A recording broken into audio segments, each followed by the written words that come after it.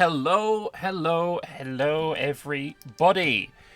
It is time for another Anbennar Devclash. It has been far too long since we last did one of these, and I'm very, very excited to get the casting boots back on and take a look at this wonderful world with all of the most brand new changes, and having a bunch of developers duke it out to show if they are as skilled in the arena of multiplayer combat as they are at doing code wizardry. And yeah, I'm very excited. This should be a good time. Let's have a look at the player map mode, just so we can have a bit of a scan around and see who is playing what. Because right now we have 44 people in here. In total, I think there is supposed to be 48 players. A couple of them couldn't make it. One of them is trying to get in. And yeah, no, it is a very full world, and it should be quite interesting. Every player has one ally, basically. We have a buddy system, a team game system. So every country has one ally, apart from there's one team of three, and we'll get to them in a moment. I think of all the countries, they're also the one that needs the team of three the most. So let's have a look. We have a lovely little Sorenkost here. We have a Westham. Madelaire is also apparently being played. We have Riveria. We have Arbran and an Ibavar. Silverforge, Magisterium and Bpec. Aranon and Busala all rocking around in Canor. Got Adshaw here as well with Bjarnrik. There will be a House of Riches. I'm not sure if that was one of the people who couldn't make it today or is trying to get in. Let me see if I can see where that person is. No, the one that can't is trying to get in right now is Iron Hammers.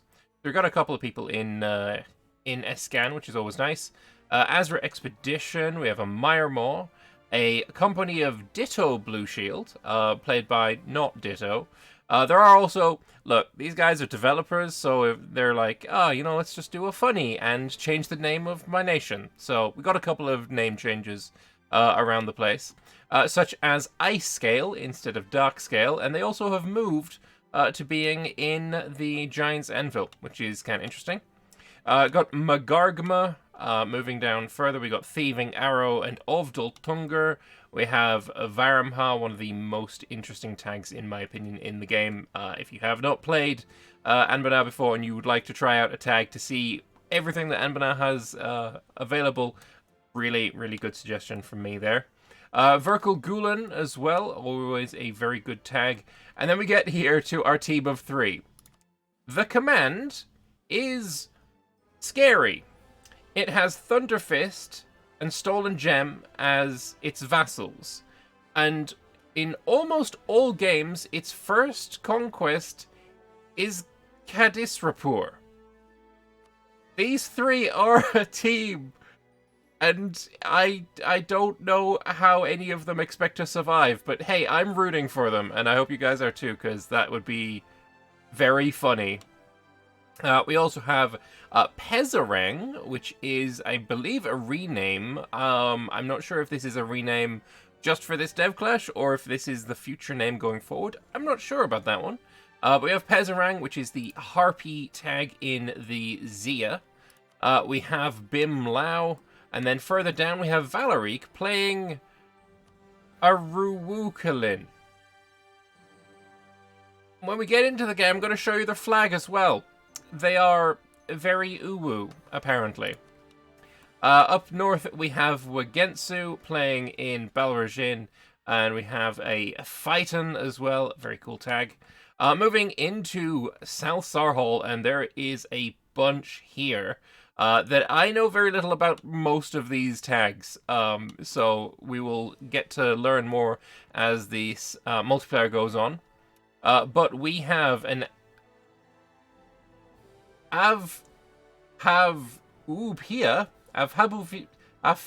this guy playing that tag.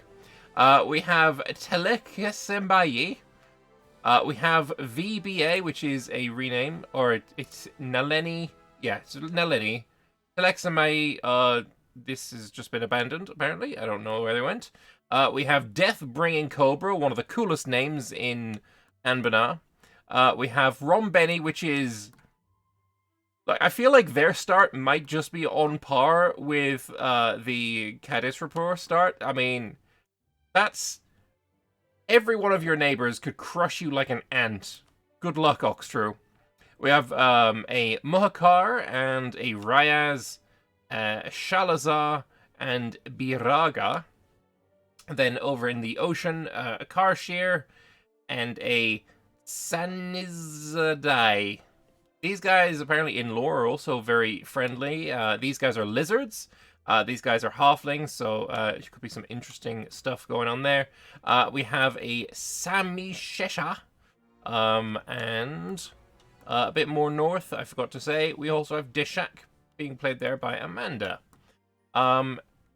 In the future, we will also have an Eltican and a Larenka, and I don't think I saw any seeds for Northern Aeland here, but maybe something's going to go on there.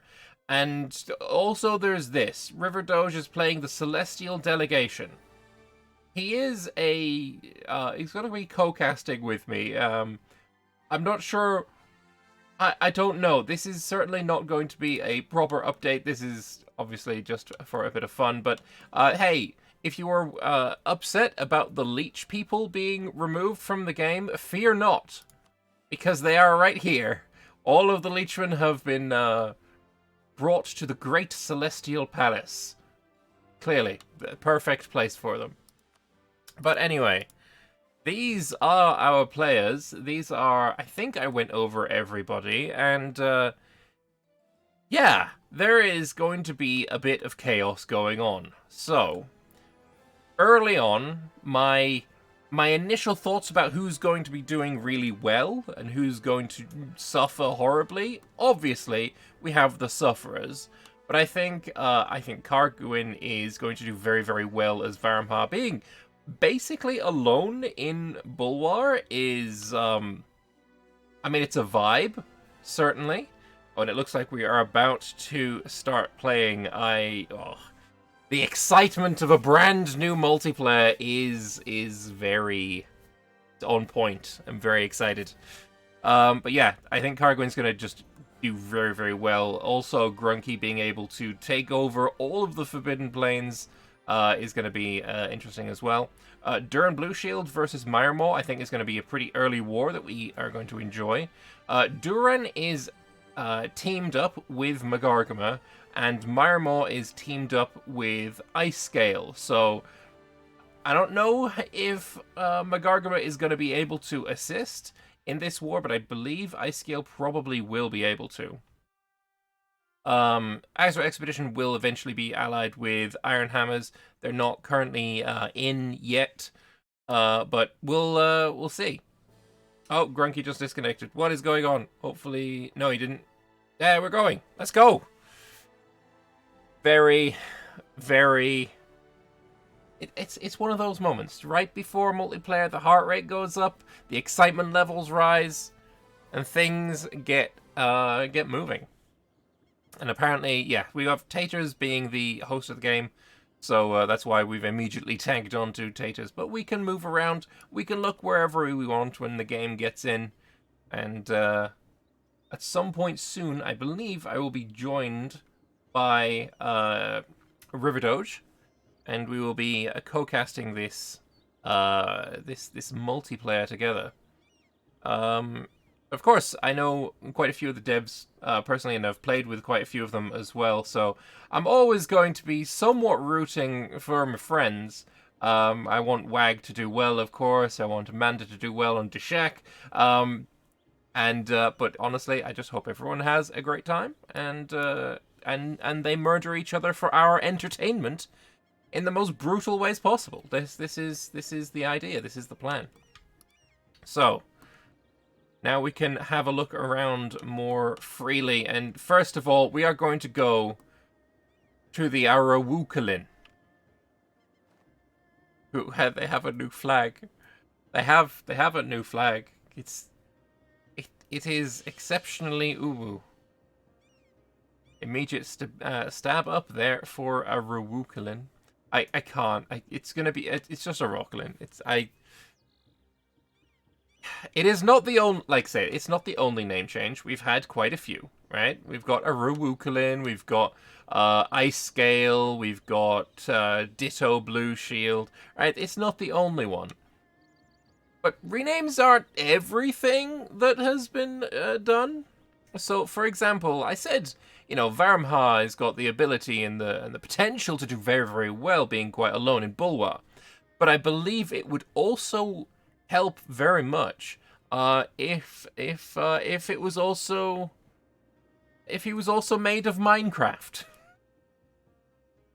I don't know why. I cannot explain the why. All I can do is show you that it happened. Oh, Thieving Arrow also got renamed, did they? Or did they have... Oh, they do! They also have a new model. I did not even notice that. This is the first time I noticed that. In fairness, I really like this one. This one looks really much cooler, I think. That's cool. I like it. It was Kargwyn as well who made the Koranta one last time be the Neko-Korin thing? Nekorin? I don't know these Ubu things. It is what it is. But yeah, if I remember rightly, Thieving Arrow is on a team with Varmha. Yes, I am indeed correct. So that is one of the teams, and I think it's probably going to be a very powerful team. Obviously, Thieving Arrow is probably just going to stay in the mountains and do very, very well because, they're goblins and they can just go and murder Ovdal Lodom very early or Ark Ordston and just really scale so hard and help out Varmha when they attempt to scale in Bulwa. So they're going to do very well. Deshak is a very interesting one. Of course, they start as a vassal or a junior partner of Eberthil. If they can break free and then start to consolidate the northern Salahad region, they're going to be in a prime position as well. We have Jellycow in chat saying that they're going to go technocracy before 1500. That would be very impressive. I'm now worried about showing trade map mode in case Jellycow gets a sneak preview of all the places where the things are up here, the expeditions. But I guess they can already see all of this region, all of the Serpent's Reach, so it wouldn't be too terrible. Oh, they got so lucky. Oh my. That's a lot of expeditions. Yeah, no, they're definitely going to be able to reform before too long. They got very lucky. But yes, that is there. Deshak is allied with Ovdal Tungur, which I really like the idea of Ovdal Tungur having the dwarves on the water. Hopefully they get some really nice boats when they get some more content. I don't believe they currently have a mission tree. They don't. I really want them to get one, though, because, I don't know, the idea of them are just really, really cool. Maybe they can go and try and get into the Serpent Spine themselves. Ovdal Tungur into Shazdundir, potentially. Could be very nice. Apparently, there is a mission tree for Ovdal Tungur coming. It is being made by Magnive, which I used to play, I think, was it Mayo and Taxes with Magnive, like, years and years ago. So, yeah, I'm looking forward to that then. Very cool indeed. Apparently he is the one that also made the Gorbarad mission tree, which is awesome as well. Shitpost models are like 1 hour work, normal are 100 times that, sadly. I mean, like I said, it's just Minecraft. There's not as many polygons as in, compared to this kind of thing. But we still like it. So we have only gone 6 days so far. So Karadasapur has got about another month to live. I just can't see this going any other way. I don't think land force limit modifier is going to help you with your 10 troops versus the command's 50. it's just not going to be a good time. But hey, if Cadis Rapur dies, well, they've got options, right? They could go into the Forbidden Plains and play as the Lake Fed, or they can play as a Centaur and give Magargama a little bit of challenge. That could be nice there. You need Jadari to lose to survive. This may then be... Who are we talking about here? Was that Merlino in Verkal Gulen? It was indeed. I don't know about that. Jadari vassalizing Verkal Gulen can totally work. Verkal Gulen abandoning their ancestors to turn Jad. But also, Verkal Gulen could just, like, win. Jadari are strong, sure. They have the absolute Chad beast of Jadar himself. But he could also just, like, die to Zokka. That's entirely possible. And then you just got a chill game. AI Jed never vassalizes them. Oh, okay, fair enough. I guess I play a little bit too much multiplayer in that regard then. Yeah, and we have here. This is one of the interesting ones as well. We have Sanid. God, these names. Sanizadai is halfling on this lovely little island. Oh, is my game going a bit slow? We have these halflings on this little island, allied with Karshir, who are lizards. We hop over there. We have the Karsharii lizard folk. And so these guys have the ability and the desire to form the final empire, which is something like the 30th empire of the lizard folk. There's some really fascinating lore behind what these guys are all about. Maybe we can have interviews at some point talking about that. The 333rd. I knew there was a 3 in it. I thought I was like one... I was an order of magnitude too low. And it's being led by Chungito Pea Drinker.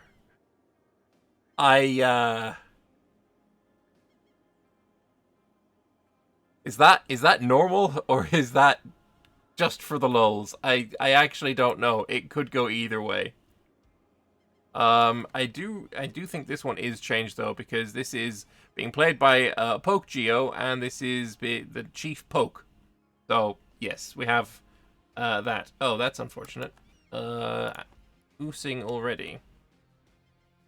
But yeah, this is the ability to form the 333rd Empire if they go and conquer a whole bunch of stuff. But in the way of them will be the likes of Rayaz, who also wish to form it. So, you know, a bit of competition there. As for the Halflings, they will be hoping to be able to form the Summer Isles and become Fahanavosi. I always pronounce this wrong. Is it Fanavosi or Favanosi? Favanosi. Yeah, so this is certainly something they could try and do. Obviously, they've uniting just the south as an in-between first. But yeah, the Halflings have a lot of power behind them if they manage to unite the entire island, because, well, this is the only place in the world where you get cloves. These cloves are worth so much money, and you definitely want them. But there it is. It looks like there is going to be a rehost. So, apologies for that. Hot code and all that. And we will be back soon when we get the server back up. So yeah, we're getting back in now. Unfortunately, we were just in the lobby a little bit too long. Standard Paradox things. But we will be getting going, I think, as soon as... I don't even know who's not with us right now. I believe everyone who was here before is here again. I guess as soon as Taters decides, then we'll go in. Oh. Dottie Grumbari. I don't know who they're playing. But yeah. We'll get going soon enough. Paradox stability is obviously something that could totally be upgraded for the next game in this series, which is something that when we do get around to doing some interviews with some of the devs, I am going to be asking them about their thoughts on how Anbennar can make use of some of the things that we have seen in the Tinto Talks Project Caesar stuff. So yeah, I'll be very interested to see how they're going to make use of things like pop system and all of that. It'll be very nice. The totally not EU5 exactly. Personally, obviously, I'm very excited about it, and I do think that Anbennar could certainly make use of it in a very strong way. So I'm looking forward to picking the thoughts of some developers on that one. But yeah, still no one over here, and both of our Escan players are not currently here. I think other than that, like it might have been nice to see a Sirenva or a Deepwoods Orc, maybe a Tugund Drak. But yeah, it's free for other people to go and eat now, I guess. And then we will get going. How long is this session for? We'll be going for 4 hours, of which 40 minutes is already taken up by 1 month and 4 days. So hopefully the rest of the session is going to go a lot more smoothly than this. But we were not in the lobby for nearly as long as we were before, so everything is going to go well there. You think Phaeton is in the best position? They're in a very, very strong position. Of course, they have only one neighbor, who happens to be their teammate, Wag on Balorjin, and we have Taters on Phaeton. Phaeton can just basically take the coastline, allow Balorjin to take everything else, and they can just vibe together. Tater's bringing in so much money through their trade ships and skyports, and I'm not actually sure, other than, like, obviously trying to wake up Balorus the Dragon, I'm not sure what else Balorjin needs to do. Just, I don't know, defend the inland using Phaeton gold. Maybe the command will start going ham after they've murdered the poor player on Cadis Rapport. And then they'll start going over here, but, you know, anything can happen. We also have, of course, the Harpy 1Z potential. The early game for Harpy 1Z is a lot easier than it is for the humans, purely based on the fact that their military is kind of cracked. The shock damage received, the extra movement speed, the fact they siege so much faster is all really useful. Of course, they get sieged faster themselves, and they take a bit more in morale damage, but still, they are a formidable Zayaken. Personally, my favorite Zayaken to play as is Jinhusi. They start with a gold mine, and they can very quickly take the Dames tier here in Jinkusi. Or it's Jinkusi and taking Jinhusi. Either one of these I really like playing as. Either you go with the Haramari military here in Jinhusi, or you can be, I believe, one of them is human. Yeah, human military in Jinkusi, and then Jinhusi has Haramari. Those are my favorite ones there, but yeah, Harpies are also very interesting.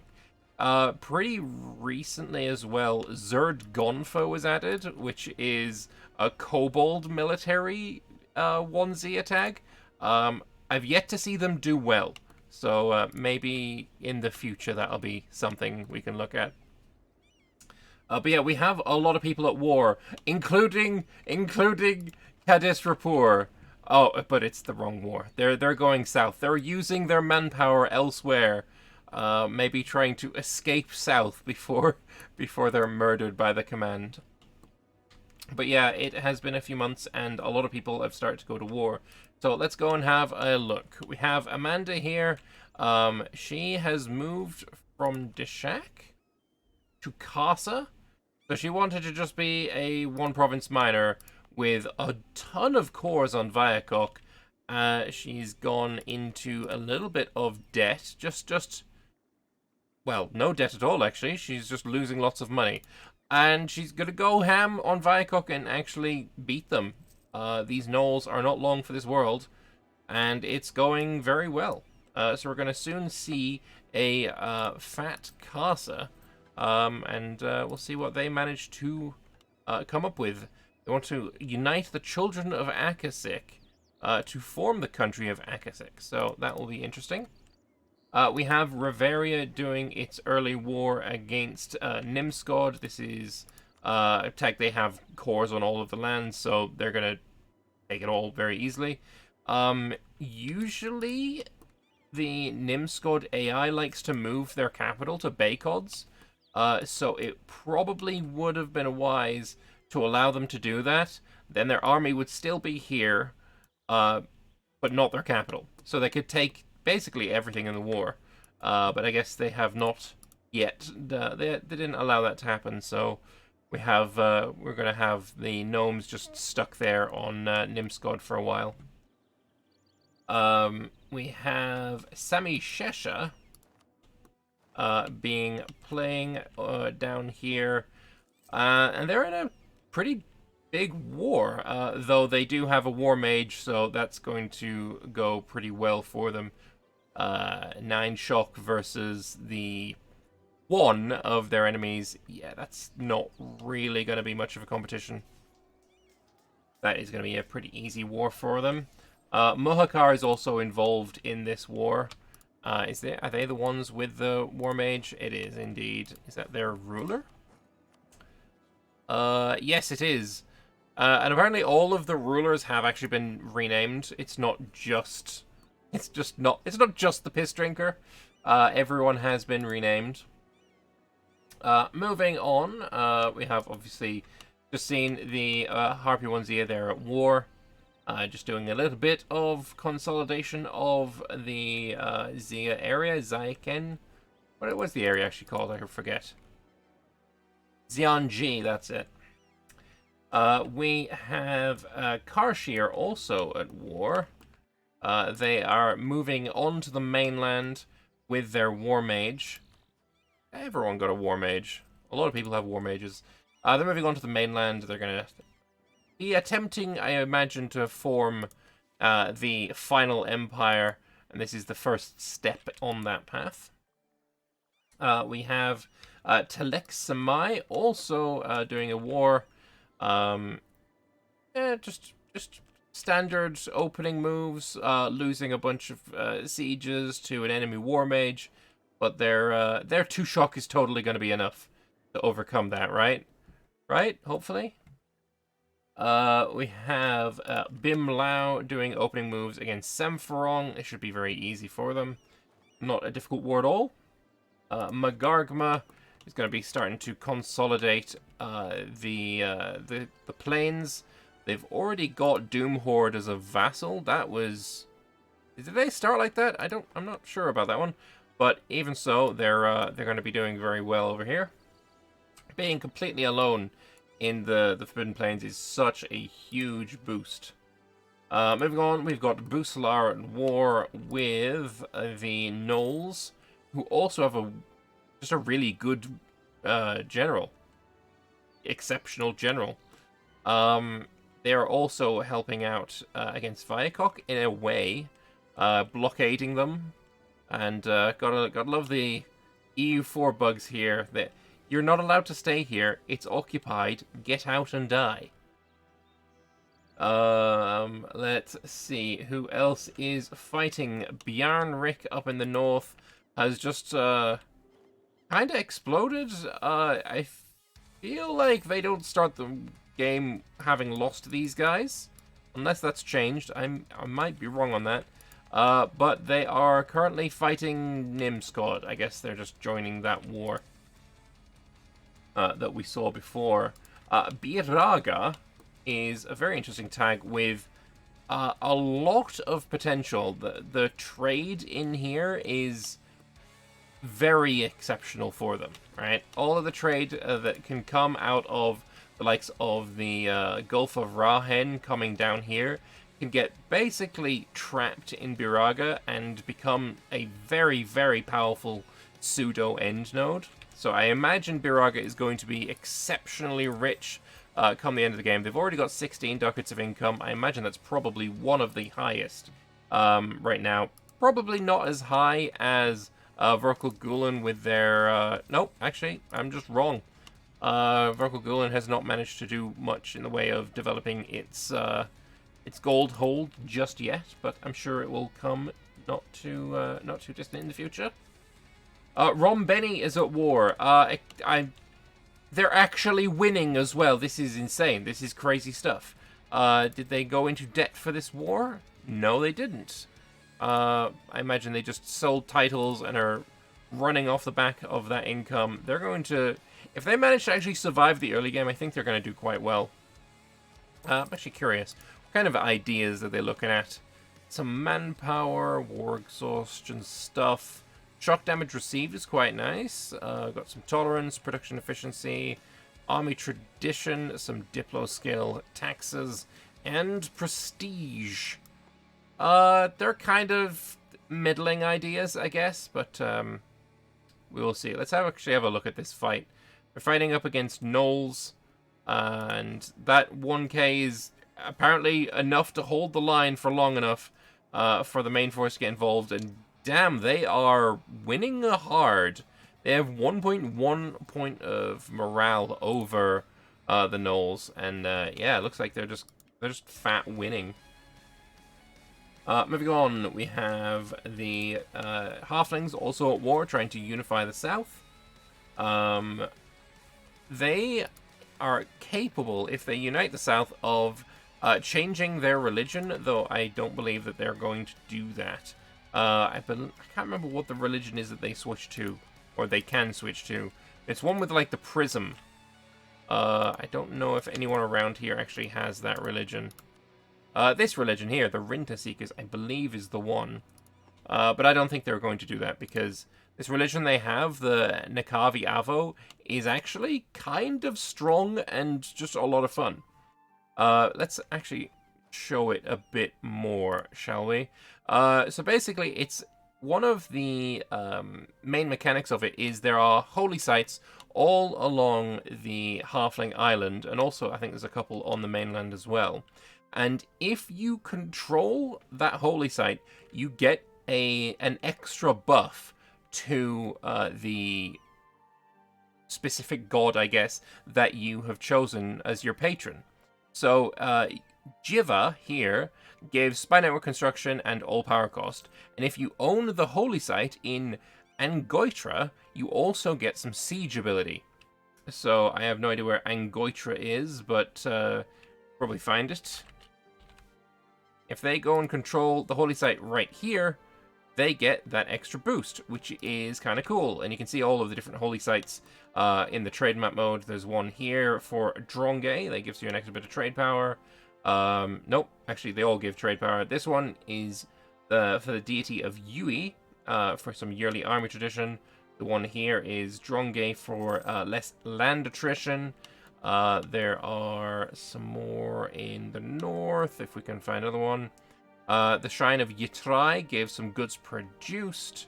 The Shrine of Lel gives improved relations, etc., etc. It's a really fun religion, and I actually vibe with it quite hard.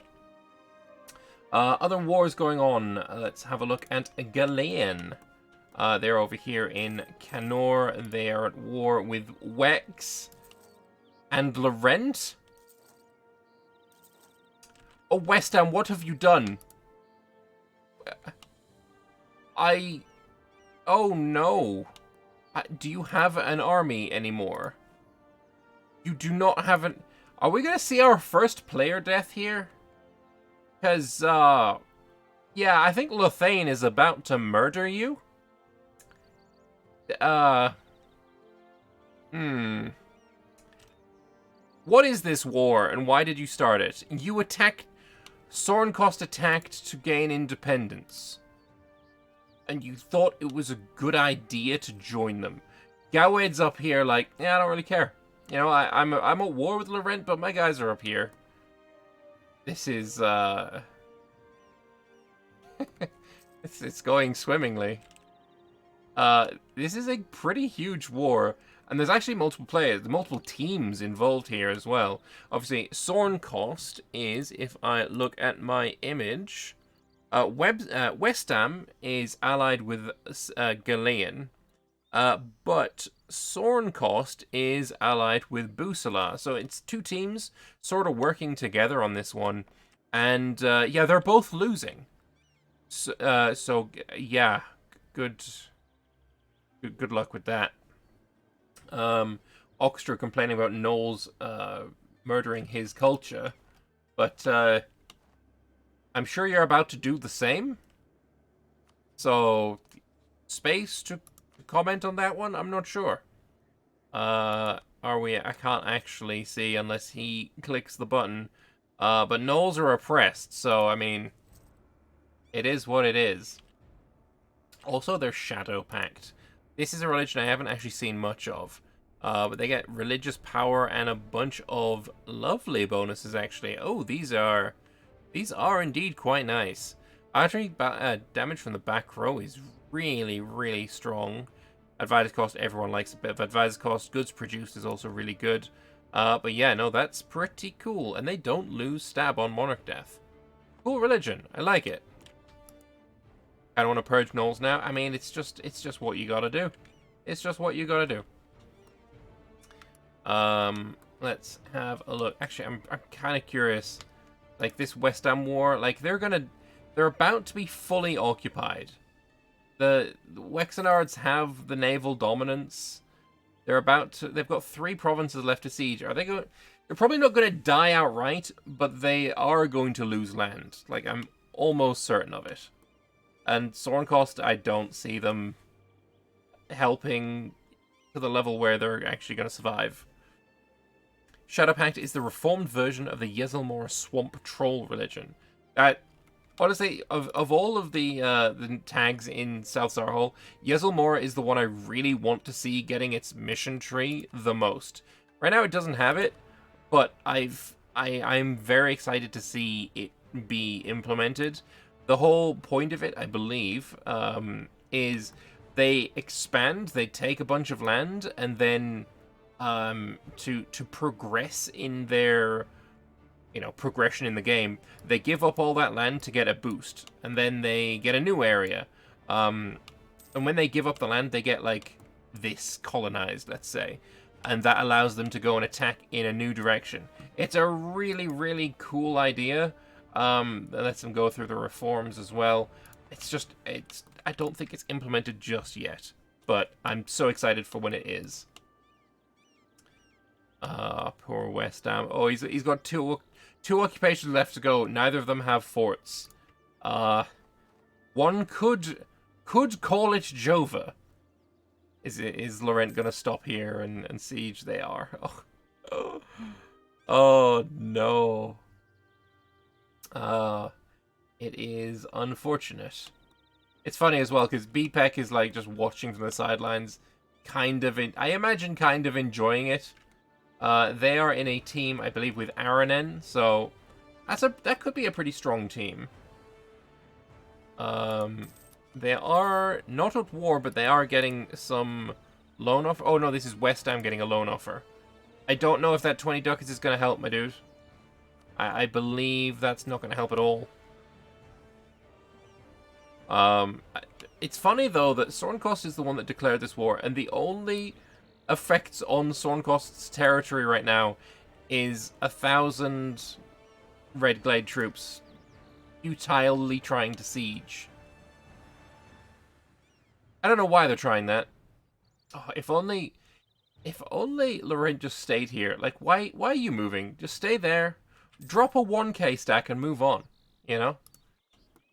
AI be doing AI things.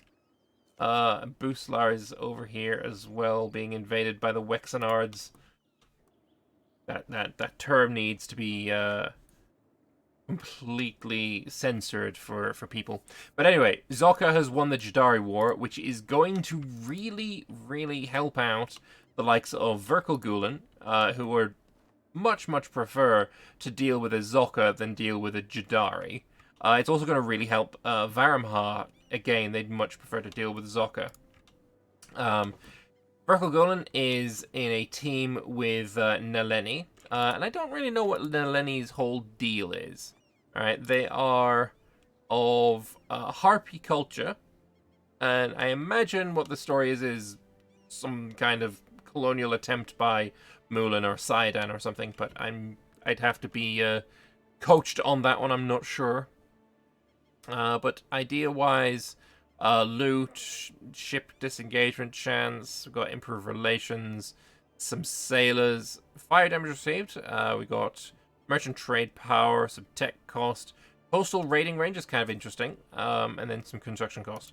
Not exactly the best ideas I've ever seen, and this I will show later. Nalini unfortunately has it open right now, so I can't say what their thing is like. Their whatchamacallit, formable, if they have one. I'm not sure. That, by the way, is something I'll get onto later. This multiplayer has some sort of like loot boxy gacha thing been added for a bit of fun that is being controlled by RiverDoge over here in the Celestial Delegation, which is just no ideas, no mission treats. It's not here for anything other than to do stuff for the players. For the players, to the players, one of the two. Oh. This is... Wait. These guys are on a team. And these guys have given up land to Kedis Rapport? I don't... What is going on here? I thought the command would just murder them instantly, but apparently they're losing land via their vassal. You want to see the player map mode? I can, of course, do that. Here you go. And just let me know, again, like, what countries you want to have a look at, right? We can have deeper dives on various tags. And, of course, anytime there's going to be a player war, we will immediately jump over. So if you see blue flames over here on the right-hand side, please do let me know. And we can go and quickly move on and experience the DEVCLASH conflict. Let's have a look. West Ham is still not fully sieged. Ain't no way. Ghislaine, the player, has just been declared on by Vern. It doesn't get any rougher than this for them. It's, I feel like they could probably be fully annexed in one war as well. Yeah, 47 war score for the lot. I guess at this point, Ghislaine's probably hoping that Rubyhold is the one to occupy everything, so that Vern can't get anything. They're not really going to be able to have much agency over what happens, though, because their army is about to just be fully wiped. I don't think they're going to retreat further than Walterton. And, oh no, they're going to be wiped by 1,000 troops. Oh, the shame of it. The absolute shame of it. Yeah, so things are going well there. Oh boy, oh boy, oh boy. West Ham stands. West Ham does not stand. West Ham is on the floor bleeding. They are not even trying to build new troops. It's very much a horrific situation for them, and I don't see the turnaround coming. Sornkost is just sticking around with Gawed, just trying and hoping to survive. More troops from the Red Glades have come down. I don't know, that war is... I don't know about that one, Chief. I feel like maybe waiting until Wex and the Laurent had stopped being friends. And unfortunately, Sornkost is about to lose its army as well. The War Mage is coming in. Go ahead, don't. I wouldn't bother. It's just not, it's not worth it. Here we have Offer of Peace. Madelaire will cede Wesmar to Laurent. Of course, Madelaire is a personal union underneath West Ham. Only losing Madelaire territory isn't actually the worst. If I was West Ham, I would be accepting the hell out of that. But, hey, I'm not him. And this isn't a normal multiplayer. So, it's irrelevant. Let's go see what Theming Arrow is doing. They're currently besieging the loved dwarves of Ovdal Lodum. And we'll see, I mean, they've already won that war. It's unfortunate that they're going to be ruining the hold, both with their presence and with their siege. But yeah, it's going to be a big boost of their income. I would imagine the best play here is probably either to take the land and then expel them. They would have a decision for that here to expel them out. Or just vassalizing Ovdalodum and letting them colonize and then integrating them later, potentially. Although, being a monstrous nation, it's going to be kind of difficult to get them to 190 relations. So maybe just killing them is worth more. Taking the province for feudalism is also... Yeah, no, that's actually a better idea that I didn't even think of. Certainly. Early feudalism for Goblin adventurers is very, very important. Cadiz report, they still exist. Go and have a look. West Ham still at war. Still, they still have that one province, and I don't know. I feel like you could just... They should just, like, stay here. West Ham is currently preventing them from crossing. It's smart up until a point where they... Actually, do they have... Oh, they do have uncontested naval dominance now, so... West Ham cannot be fully occupied. They are safe. Safe is a technical term. It doesn't really apply very well, but it is what it is. And Ghislaine really would not want to peace out with Laurent right now. At the moment, they're only losing -6 to Vern.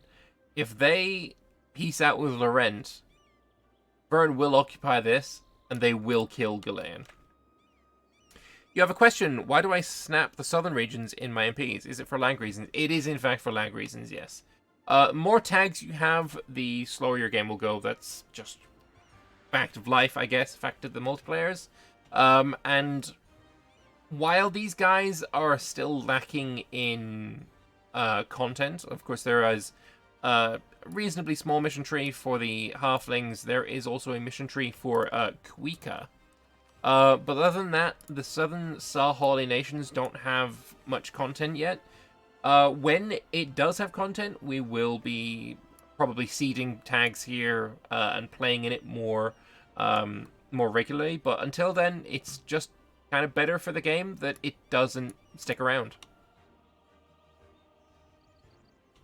It doesn't stand. It's crying in a corner. It's crying on an island, and he's starting to make troops. He's beginning to believe. Let's move back over to Halas. We got Balrajin, who has expanded. Got a bit of coring to do. They've allied up with the Anhuiji and also with the Zia leader. So this is going to be very, very powerful as an alliance. If Balrajin wants to, for example, go to war with Bianfang, calling in the Zia leader with all of the power of the Zayakan behind them is so useful. And I imagine if we have a look at where his diplomats are, he should be, and he's not, he should be currying favors with Zheng Lucy, because you can only call him in if he's got 10 favors. That's kind of important, and he only gains 0.16, so that's maybe something WAG could consider doing. Baojin probably waiting until Feng Harpies can take Xiaodao. No, I don't think so. Primarily because these guys are not on the same team. And if the Harpies become Zia, I think they would lose the massive power ally that he can call upon right now. I don't think that's wise for him to wait. I think this is like his most existential threat, in fact. It's a good question as well is, right, okay, so Pezerang, you can't ally him right now because, you know, he's a vassal and not, you know, independent.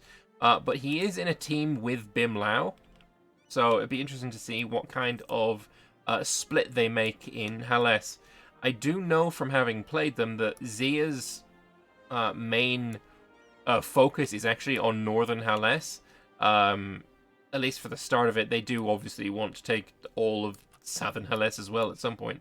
But their earlier missions all want them to go into Northern Hales, so really the Balrogin and Fighting players' main goal here is to become strong enough to resist the Zia before the Zia become too much to handle.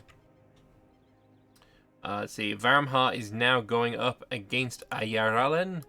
These guys start with a powerful mage who is just ridiculously good. But it looks like Varmha has also popped their own powerful mage.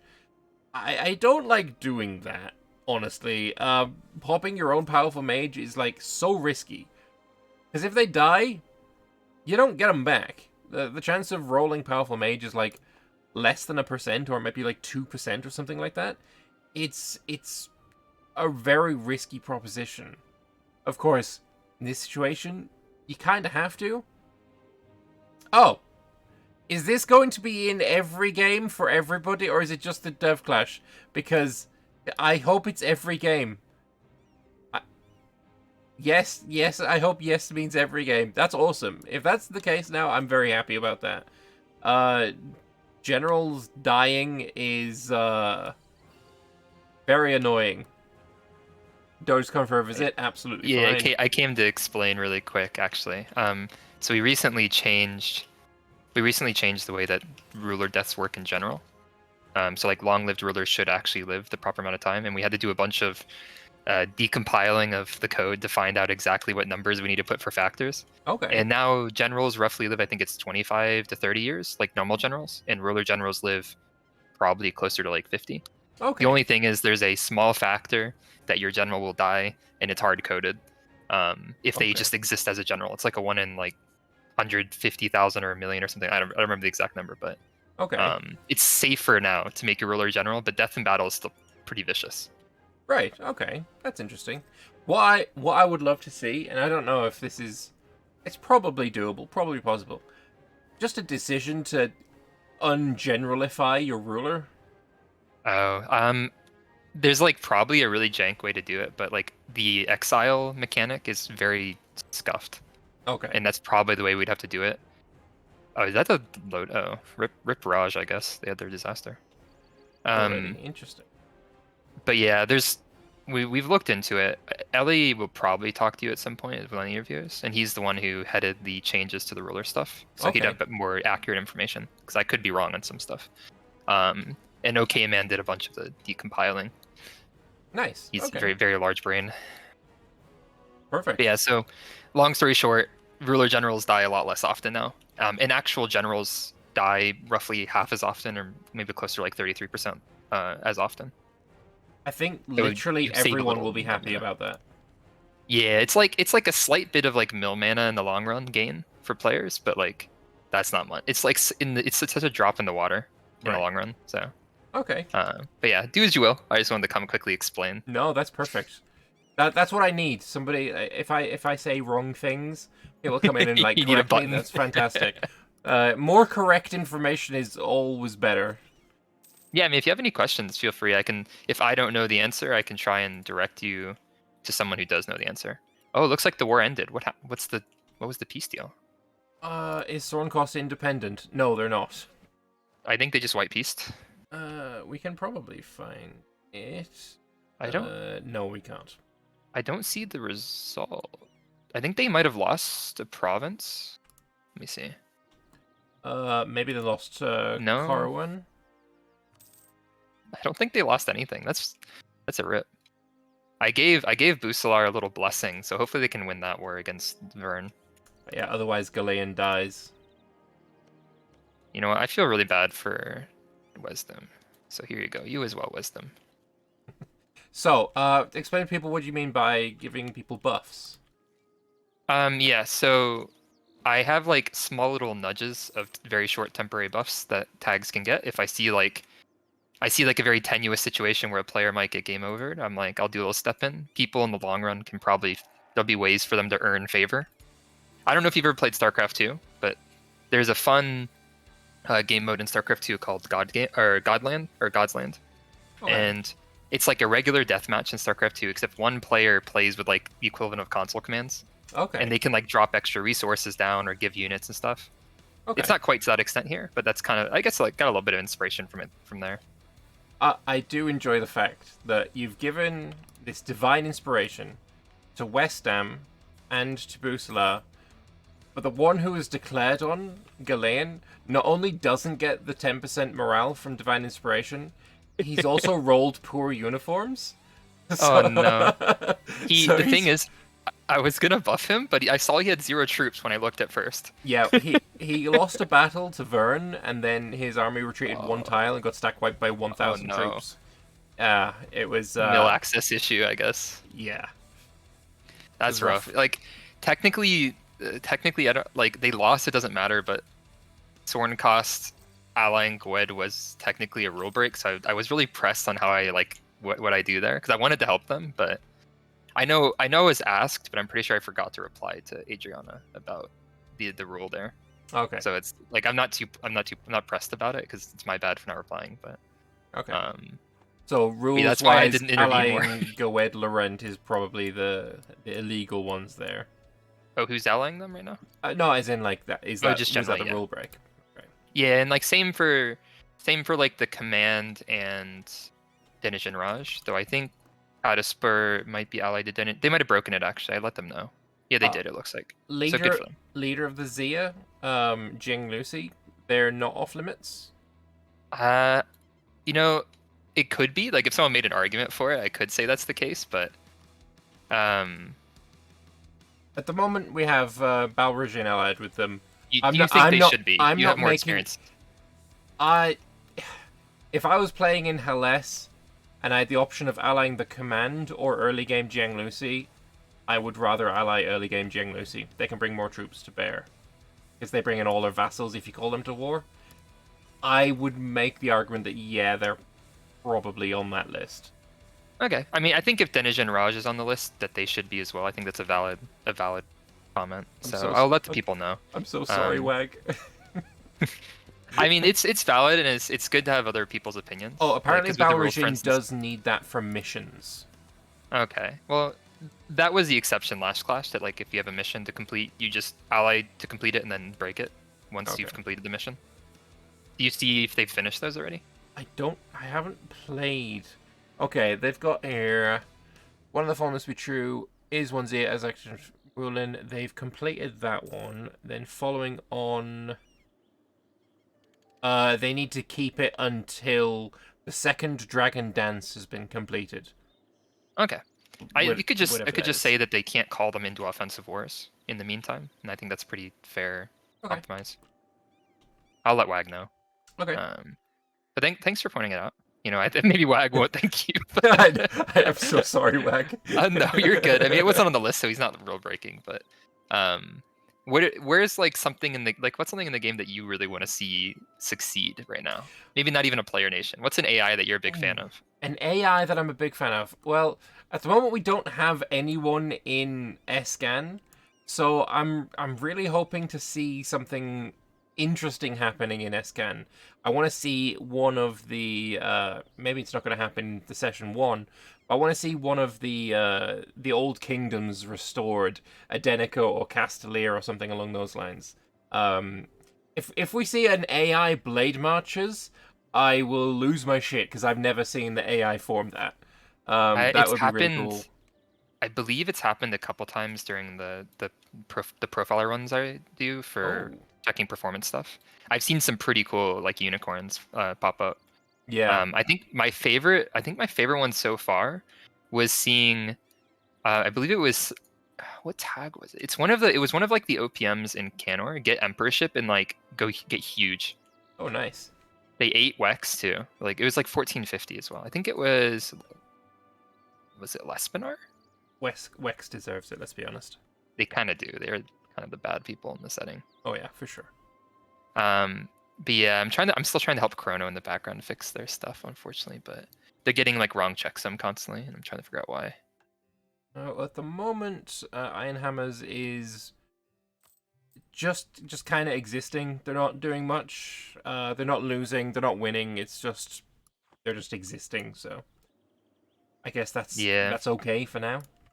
Yeah, I'll just fix them up. I mean, I told Eltacan the same thing, right? Because Eltacan is Yeah. probably going to lose. The AI will do nothing. Either die or do nothing. Because tech disadvantage sucks. Yeah, it does.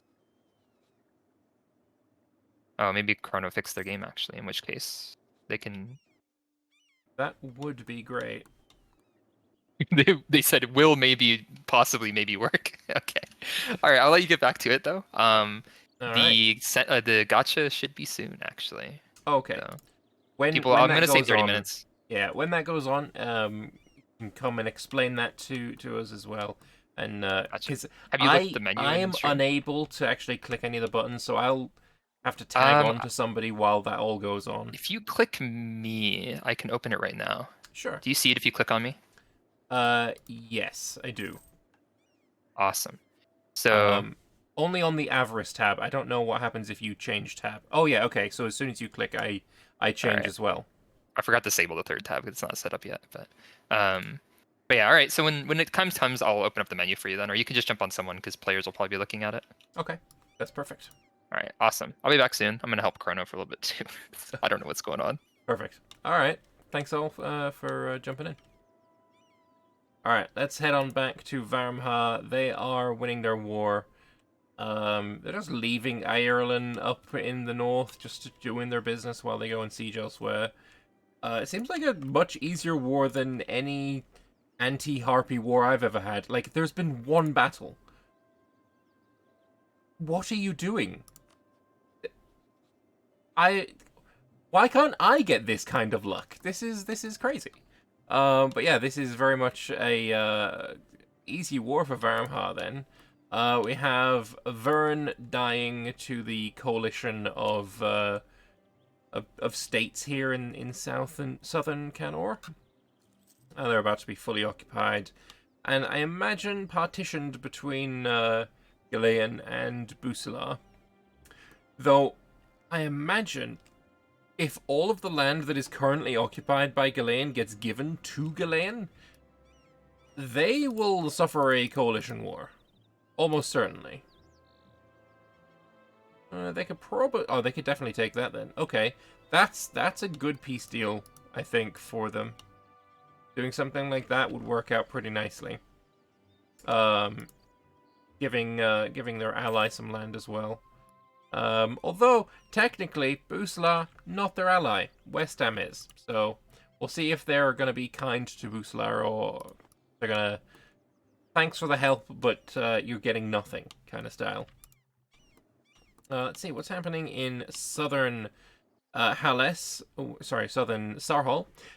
We have the Formable for... I can't remember what your tag used to be called, but now you're called Amiratsamo. Which kind of... I don't know if this was intentional, but it reads very Finnishly to me. But maybe it's just the Samo at the end is like a common suffix in Finland, so that's what that reads like to me. I don't know if that was intentional or not. But yeah, they have stayed with Nakaviavo. Again, I really like that religion, so good. But yeah, they're moving on to the mainland now, as is their ally Karshir. They're also on the mainland. I wonder, is there some deals or animosities between the players of Ryaz and Karshir? They are not on the same team, but they are aiming to form the same tag, I imagine. So, be interesting to see if we have player wars there at some point. Oxtrue has definitely done very well as Rombeni. I was geared up to say rip to them. Although I think they did lose a province to Haraxeda. Whether that was a threatened war or a very quick peace out of a war, I'm not sure. But they lost a province. I guess they didn't want to fight a six-shock general. And also just more troops and a stronger nation. Hopefully they'll be able to get that back and do some good work. Let's see, do these guys have Unformable? Yeah, that's pronounceable. Ursukumba. is they're formable, and they're going to need to go in a complete different direction. What do they need? 40 provinces in Horashesh. So if we have a look at the map mode here, Horashesh is kind of far away from them. I'm not sure that's entirely going to be doable for them. What is Aratsumo's ideas? We can have a look at that now. They have goods produced and reform progress. They have some trade efficiency as a finisher. They have provincial trade power. They have institution spread in true faith. Some discipline, some missionary strength, some dev cost, naval force limit, and some monthly splendor. Honestly, these ideas kind of slap. The goods produced, the discipline, the dev cost, like, that trifecta of really good ideas is nothing to be sniffed at. Obviously, provincial trade power is also good. A pretty decent bump to naval force limit. These are some really good ideas, honestly. It's very cool.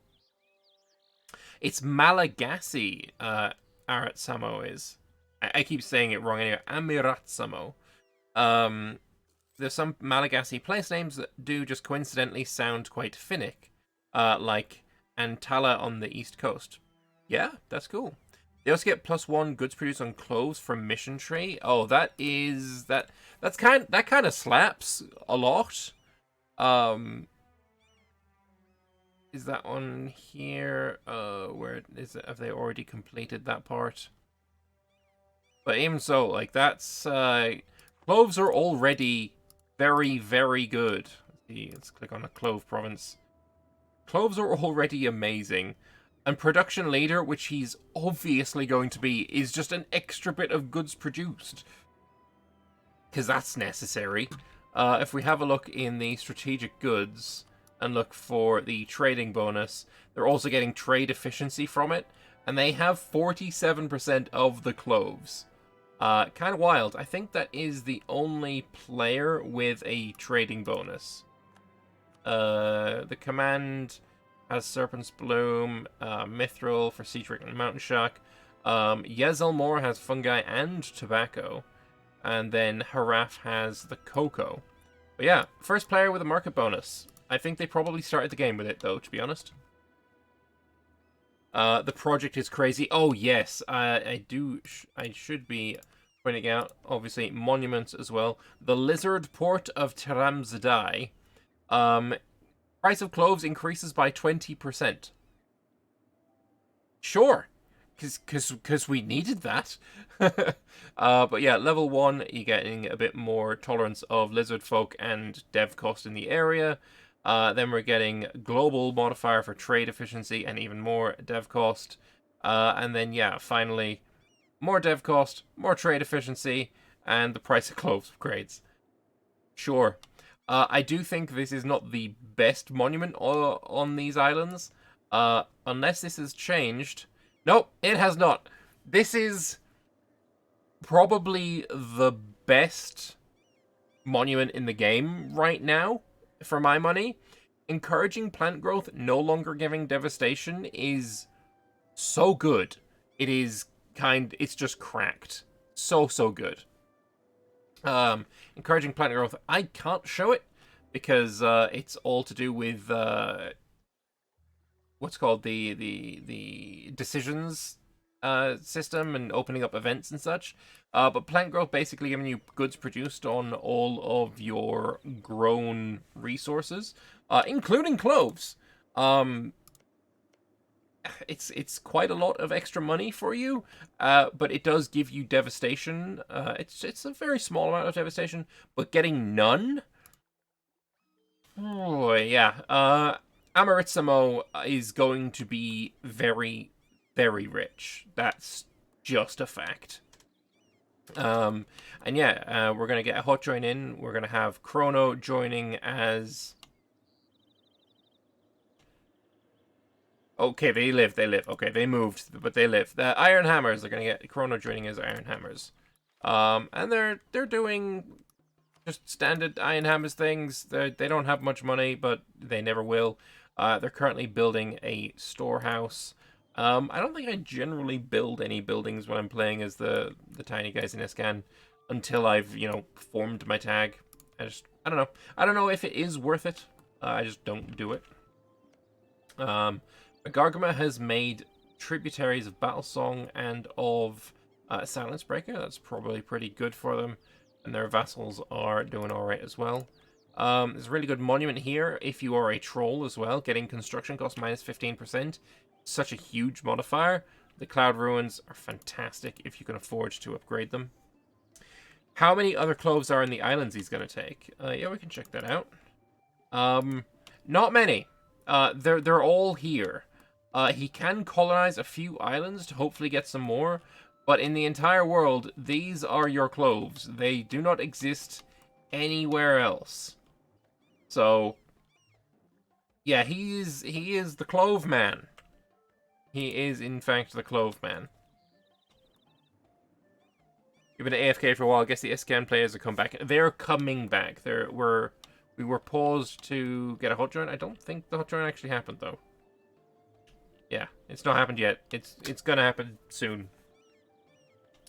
Let's see. Who else is at war? Thunderfist is at war, which surprises me, as Thunderfist doesn't exist anymore. Oh, they've moved. They're now here.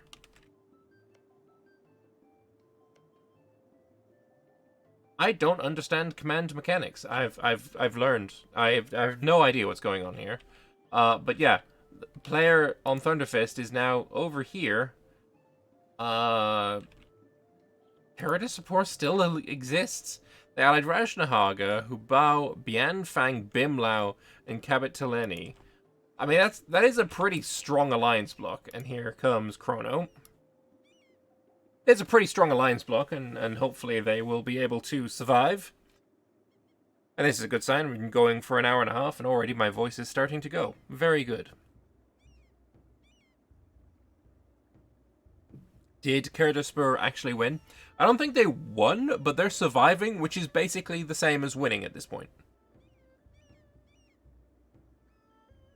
Kind of reminds you of how precursor artifacts are only found in the New World, and then there's Verkildromak. I think there's another dwarf tank that can spawn precursor relics, not just Verkildromak, or I might be wrong. Maybe I'm wrong. Quick question, can I check the ledge of who's earning the most money? I can as soon as the hot train is ended. But yeah, if you unlock the Artificer invention called Karashi Drills, then you can go and crack open a bunch of temples, and I know it used to, I'm pretty sure it still does, give you precursor relics in those provinces, but it might not be the best idea to do anymore, because, I mean, the temples are kind of holding back something a bit scarier than poverty, let's say. I'm guessing the vassal is being moved around and returning provinces. Yeah, could be something along those lines. You haven't done much Karashi Drill stuff yet. The last time I did Karashi Drill stuff, the Spirit Tide wasn't in. So I don't know now how much of a good idea it is. It could be real bad. Or it could be really good if you kind of like to free the spirits. There's a war going on here. Bao Rejin and Liang Juiji going against Tianglu and Zhongji. That should be a pretty easy war. Yeah, it's basically already over. And, yeah, it is a chrono time for Chronologic over here on Iron Hammers. Is going to immediately start doing super well. The AI is also spam clicked a bit of Adventure Unity, so his eco should be decent enough. The only thing is, he has not taken tech yet, and he really needed to. It could be that he just dies to Korentar. Although, Korentar's a bit busy right now, so maybe not. But yeah, he's allied to Council League. He's on a team with Azra Expedition, who is, I think, in a bit of danger right now. Azra Expedition will lose, probably, to Snotfinger if a war happens right this second. But maybe that's not going to happen. You know, it's a player. There could be some mercenaries hired. Personally, I'd really suggest hiring some mercenaries. Just need to afford them. Maybe, yeah, you could probably win. It's still dangerous. Though you do have a 2 tech advantage, so maybe not quite as dangerous as I thought. But yeah, we got this war still going on, and Vern still hasn't been pieced out. Did they bring allies into this war, I wonder? Yes, they brought Selmaldor. Sorry, Celiande. Selmaldor's up in the north. They brought Celiande into the war. I don't know. They're also fully occupied. I'm not sure what they're waiting for then. Vermha won their war and have really vastly increased the size of their country by so much. They've also, they've got the 2 vassals of Kumarkand and Akalses that they start with. And a really good strategy for if you are playing as a Bulwari Sun Elf is, to make a lot of very small vassals. If you can keep them all under the Liberty Desire limit, then you will be able to integrate them all for 2 Diplo points per development, which is way cheaper than coring. It's way cheaper than Diplo annexing. 2 Diplo per development for every vassal. So just make tons and tons of very small vassals, and you will be in a massively good position. Is my suggestion there. Are the dwarves dying to migrate in warbands this time? No. It looks like Azure Expedition is going on the offensive. And we'll see how this goes. The goblins are in fact losing. They have the combat width, but they do not have the morale, they do not have the tech, and the goblins are being murdered. Rip to you. Goblins don't have extra tech. True. That is different from the games that I play, I guess. 2 more expeditions. Just Jelly getting so lucky. So lucky with so many expeditions. I wonder how far along the reforms. They haven't actually gotten through any, I guess, yet. But soon they will be reforming out the wazoo. Unfortunately, I'm not able to click any buttons, so can't see how far along their expedition has gone just yet. But yeah, no, sending Minecraft people into the caves. Thank you very much, Jelly. They're on a platinum long one. Okay, they're going to be here a while. They're going to be here a very long while. But, you know, as soon as they're done, they're going to hopefully be making absolute bank. So, yeah, that's... I really like these systems. Like, when they first introduced the expedition system, I was so hyped. They're a lot of fun. I really like them. Getting all these events with a lot of really well written flavor text. It's basically like a recap of a D&D session. I do like it a lot. Whoever made that system, whoever wrote it, did a fantastic job in my opinion. All right, let's have a look. Where else do we want to have a look at? Ghislaine has pieced out. So we'll see. They have given a bit of land to Busala. Taken a bit of land from themselves. They did not take Vern itself, though. Maybe they pieced out with less than 100%. I think the issue was this war is completely separate.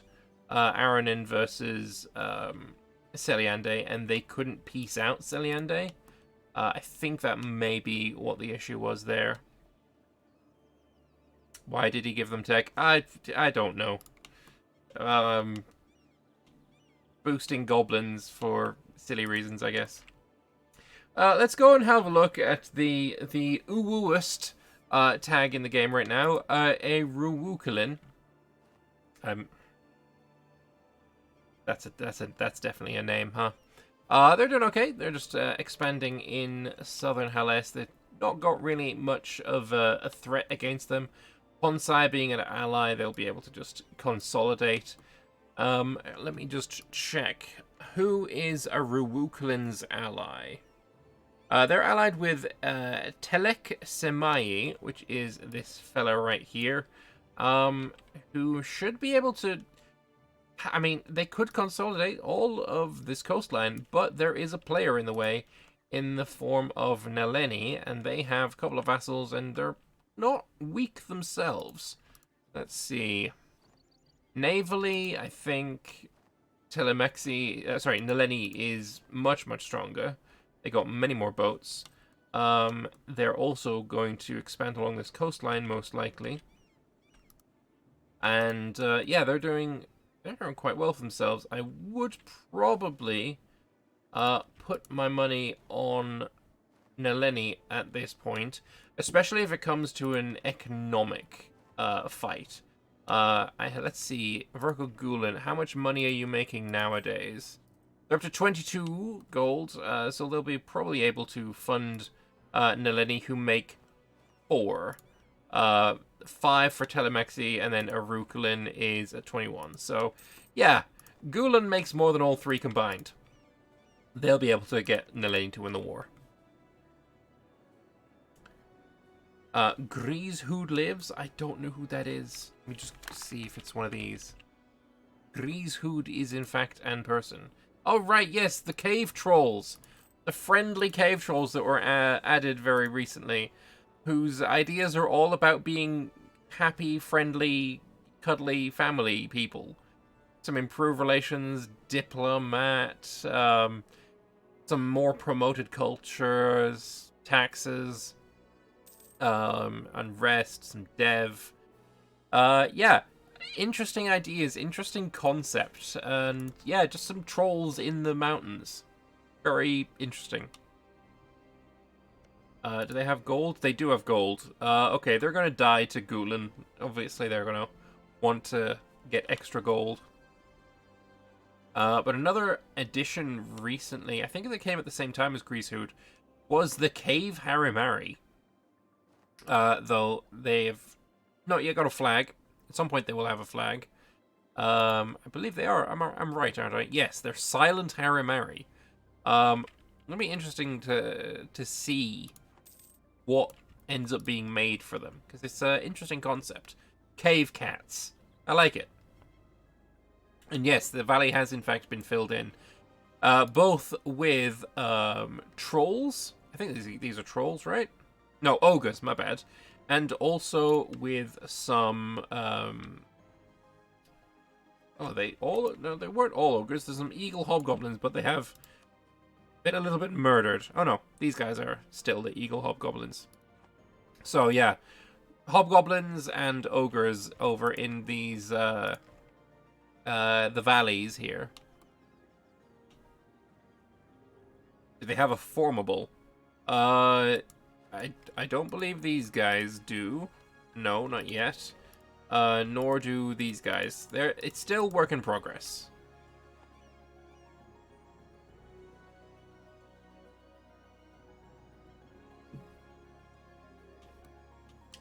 God, talking for this long is doing work on me. Let's see. Who else should we have a look at? Ironhammers is already at war. Is this a war they have started? They have attacked Bladebreaker. That is very brave. But it seems to be...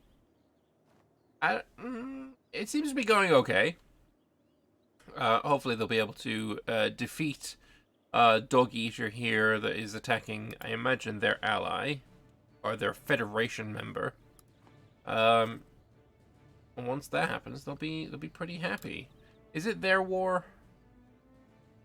Ironhammer Reclamation. Yes, it is. Hopefully we'll see some big Ironhammer gains here then. And Marmo has taken Owldeer. That's very interesting, right? Because, of course, Duran Blue Shield probably wants this. What's that? Amarta Hall. Amarat Hall. I've never seen that localization. That's interesting. But yeah, seeing Marmo taking the Amaldir is certainly something. They are, of course, allied with Ice Scale, who are currently murdering Crack Doomroar. So all you Crack fans, not going to be happy to see that one. And yeah, the Duran Magargma alliance, I'm not sure is going to be able to overcome the Mire Mole Ice Scale alliance. That's these are really the two that are pairing off against each other, and I feel like Mire Mole's got the upper hand on that one right now. Mire Mole should be able to form a Shrek Doomroar. That would be very funny. I kind of vibe with it as much as I dislike puns. Oh, and it looks like Azure Expedition has hired out their army. I imagine that's probably for free, let's be honest. But yeah, we're going to get 16,000 dwarves from the mountains coming down to aid the Iron Hammers after they get through a bunch of natives. Marmol got a new mission tree. Let's have a look at it. Is there much here that's new? I remember seeing this before, although I don't know how old it is. But yeah, they got a mission tree. They eventually form Zelenak Trotov. Sure. Oh no, the country changes to Gavmreg. Gavmreg. That's an interesting name, sure. But yeah, Ogre Kingdom governor form. That's kind of cool. Yeah, actually, yeah, their old mission tree had a lot more punnage in the way of ripping on Shrek and I can't remember the song, Smash Mouth. Although, is their name still? They had a ruler called Smash Mouth, and their wife was called Fiona. Gloria, I guess that's close enough.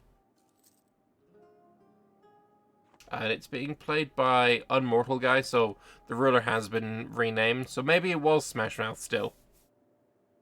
But yeah, interesting tag. I remember in one of the very first Anbennar multiplayers that I ran, I think it was when I was actually playing as Phoenix Empire, I did see the Mayamo. And that was maybe a mistake. It didn't go well for them. Yeah, let's just put it that way. Let's see. How is everyone over here doing? Absolute winning for the Harpy Zia. They hold up. Harpy Zia are a piece, but the commanders started to attack the Zayakin. It's interesting. Actually, did you go independent? No, you didn't. You're still a Zayakin. But yeah, the Zia is being attacked, which is certainly an issue for them. Balra Jin, did they manage to finish their mission? They did not. So I guess they might have to ally with Pezerang later on to try and finish that mission. It shouldn't be. I mean, if they just, I mean, it's all down to the players, of course. If the player kind of wants to screw over Belgium, he could deny the alliance. But I don't know. It's a chill game, so maybe that's not going to happen. Most of the Bulwark humans got new flags. Let's go and have a look at that. Oh, that is very nice. Oh, I do remember Rayuel got a new flag. That's delightful. I love this. It's so pretty. Let's have a look at some of the other ones. Dartax is not changed, but it looks awesome as per usual. Kumarkand looking nice. Khalib is looks like it's more Keteratan than anything else. We've got Harklem here. I think that one's changed. I don't know for sure. Azkabar, interesting stuff. Edu's Vasine, I know, got a new mission tree recently. Let's look at it before they get murdered by Zocca. It does end up expanding as well, but they're essentially New Sun Cult like theocracy, which is super interesting. It's just a shame that they're about to die, so it is what it is. What does the Immortal Varmhar Ruler thing do? Well, it gives them basically the Witchkin kind of modifier. So gives them discipline and a bunch of manpower and a whole bunch of modifiers. But they're also a powerful mage, so they can also get Witch King. They basically double up on that. Their ruler is immortal, like fully immortal. And even if you make them a general, even pre-rework, they just wouldn't die.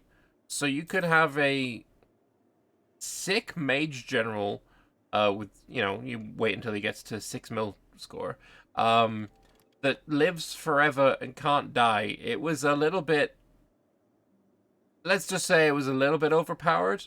I imagine it's probably still overpowered, but it's still really cool. The whole idea of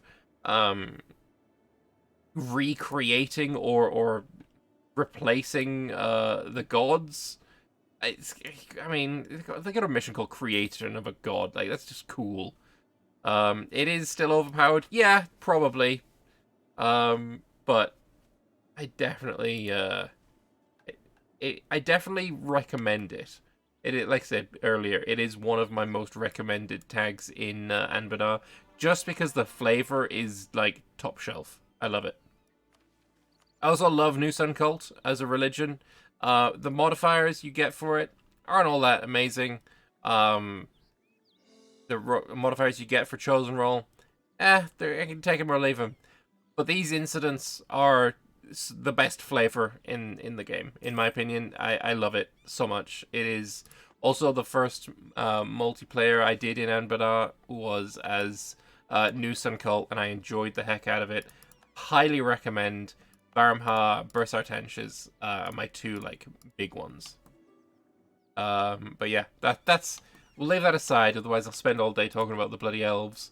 Let's have a look. Oh, poor Zia. Oh no, it's basically a lot has been ripped away.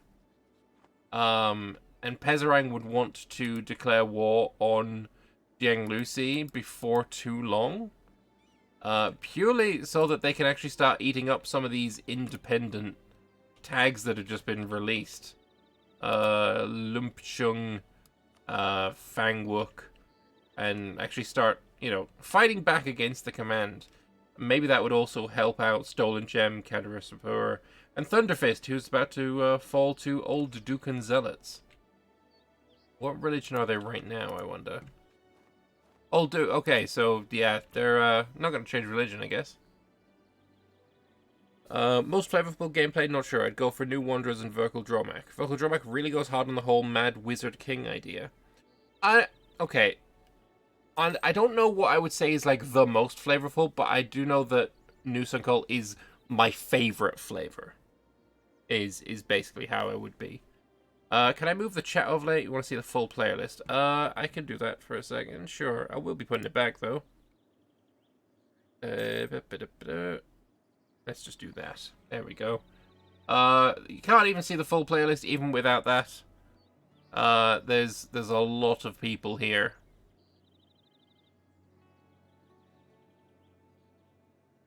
But yeah, let me know who you want to go and focus on, and we can go and have a look at them.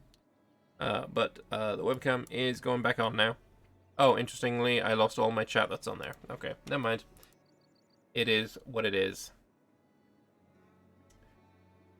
I also keep hearing you going on about Sun Elves, but not play them that much. See, I played them in the very first multiplayer campaign. I do want to go back and play them more, and do it again. But I have a lot of tags on my list of things I need to play, and they are, I've played as them, so I'll get there eventually. You want to see the overlay map mode? There you go. These are all tributaries of Magargama, so they're doing quite nicely there. We have Ovdal Tungur doing quite well, expanding their influence around. Aranon also doing very well, expanding their influence. Duran Blue Shield actually going south into Rail Skulker Ernatveer area. And I don't know whether they're going to form Ernatveer. Personally, they're not the most powerful. I would recommend probably starting to colonize up this way and forming Mithrandum. Probably would be a little bit better for them, but you know, this might be the flavor of game that they want to play, which is also perfectly fine. The Phoenix Empire and Earlium are getting a new mission tree, so hopefully we'll see something about them this year. I'm very excited in that. Obviously, Earlium especially, like, they are the Pope of the new Sun Cult, so seeing that flavor of elf would be quite nice. Let's see about South Sarhal. There is a border and a horrific snake here by Reyaz. I think that's a definite statement of intent. Do not come closer to me. You are not allowed. This is as far as you go. I imagine if they could have taken Barabix, they would have. But yeah, that is certainly a statement of intent there.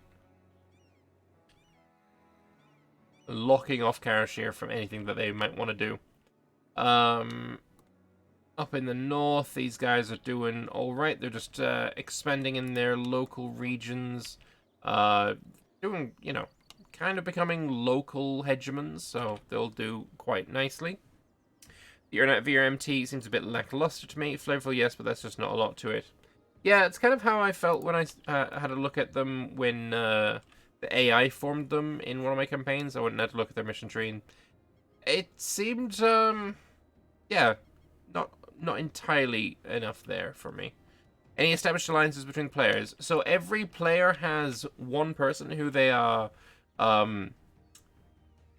game allied to, or like game mastery allied to. There are certain teams, for example. So we've got the Zia player and Bimlau are on a team. Balrajin and Phaeton are on a team. There's a team of Thunderfist, Kedaraspur, and Stolen Gem. Aruwo is allied with Telexameni. Naleni is allied with Verkal Gulen. Varmhar is allied with a Thieving Arrow. Akasik has been formed by Amanda. She did very, very well in the early part of the game. Is allied with Ovdal Tungur. Buslau is Sornkost. Westham with Galean. We have Ibavar and... oh, who's Ibavar with? I forget. I have a list. Ibavar and House of Riches, who are not playing right now. They either couldn't get in or were not available today. We have Arbaran allied with Adshaw. We have Aranon and BPEC. I think I said that one already. Silver Forge is allied with the Magisterium. And we have Riveria allied with Bjarnrik. But it is time for the Gacha game, which means that everyone who has put some points into the Gacha game, let's see if we can click around until we find someone. There we go. Yes, hello there. Would you like to tell us all about the Gacha games? Yes, you should now just see if you're in a tag. There you go. You see the reward. And so pretty much how it works is everyone who participates gets a small little reward. I'll pause so people can read. One second. We're reading. So what happens is everyone gets like a little reward for participating. So if you hover over, you'll probably see anyone who had a ticket in gets some sort of reward here. Okay.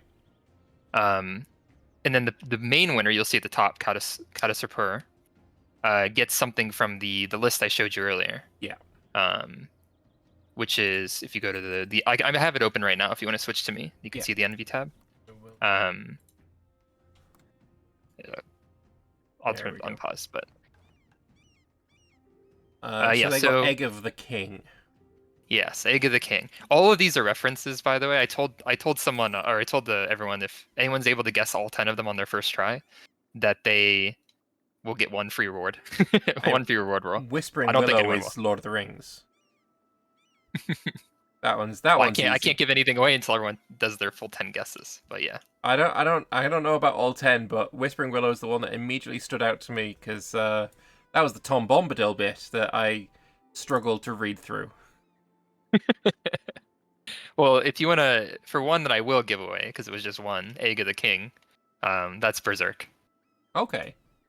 Yeah, it's the thing that Griffith gets pretty much that destines him for getting what happens to him in the end. It's like his destiny guide.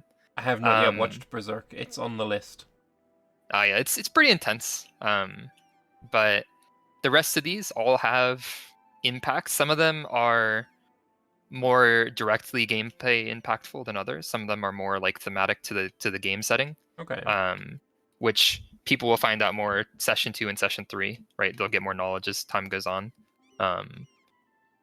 Particularly, there's a very obvious reference here, Thor's Tome, for all the developers, which that's where we keep like our balance modifiers for what we said is like baseline, what exists in the mod, etc. Blessed Thorfindel. Yes, exactly. It's just a reference to him there. So it's that one is probably pretty obvious what it would do. But some of these are obviously very ambiguous. If you look now at the tab here, you can see the last person who won is dynamically showing in the frame here. That's some awesome graphics for this as well. Yeah, so Taters gave me the assets to use here, and I threw together the actual like GUI side of it. Okay. The past few days actually. But we're hopefully going to make it look a little nicer for session 2 and 3. Okay. Especially like the tab 2 and tab 2. Tab 3 is going to just be where everything is kept that was won. Okay. Right. So if you won something, you'll see a button here, kind of like the Artificery menu. Right. So if you got something, you'll see a button here, and if you click the button, it will activate it, or some of them will just always be active. Okay. So like Stellaris has the like the relics you can get. Yes. Yeah. It's kind of gonna be kind of like that, where you have like a 20-year cooldown, it does XYZ, etc. Awesome. So this one that he just won, the Egg of the King, what does that one do? It's one of the ambiguous ones. I can't. Okay. Can neither confirm nor deny what it does. And it is. I do actually know what it's supposed to do. It's not me being just like putting off the question, but some of them are very spoilery for what's going to happen in later sessions because there is a couple big things planned. I imagine if it's an egg, then it will maybe potentially hatch. Oh, you could believe that. I'm going to make guesses. I think Egg of the King is going to hatch. Again, I haven't watched Berserk, so I don't know how close to this is.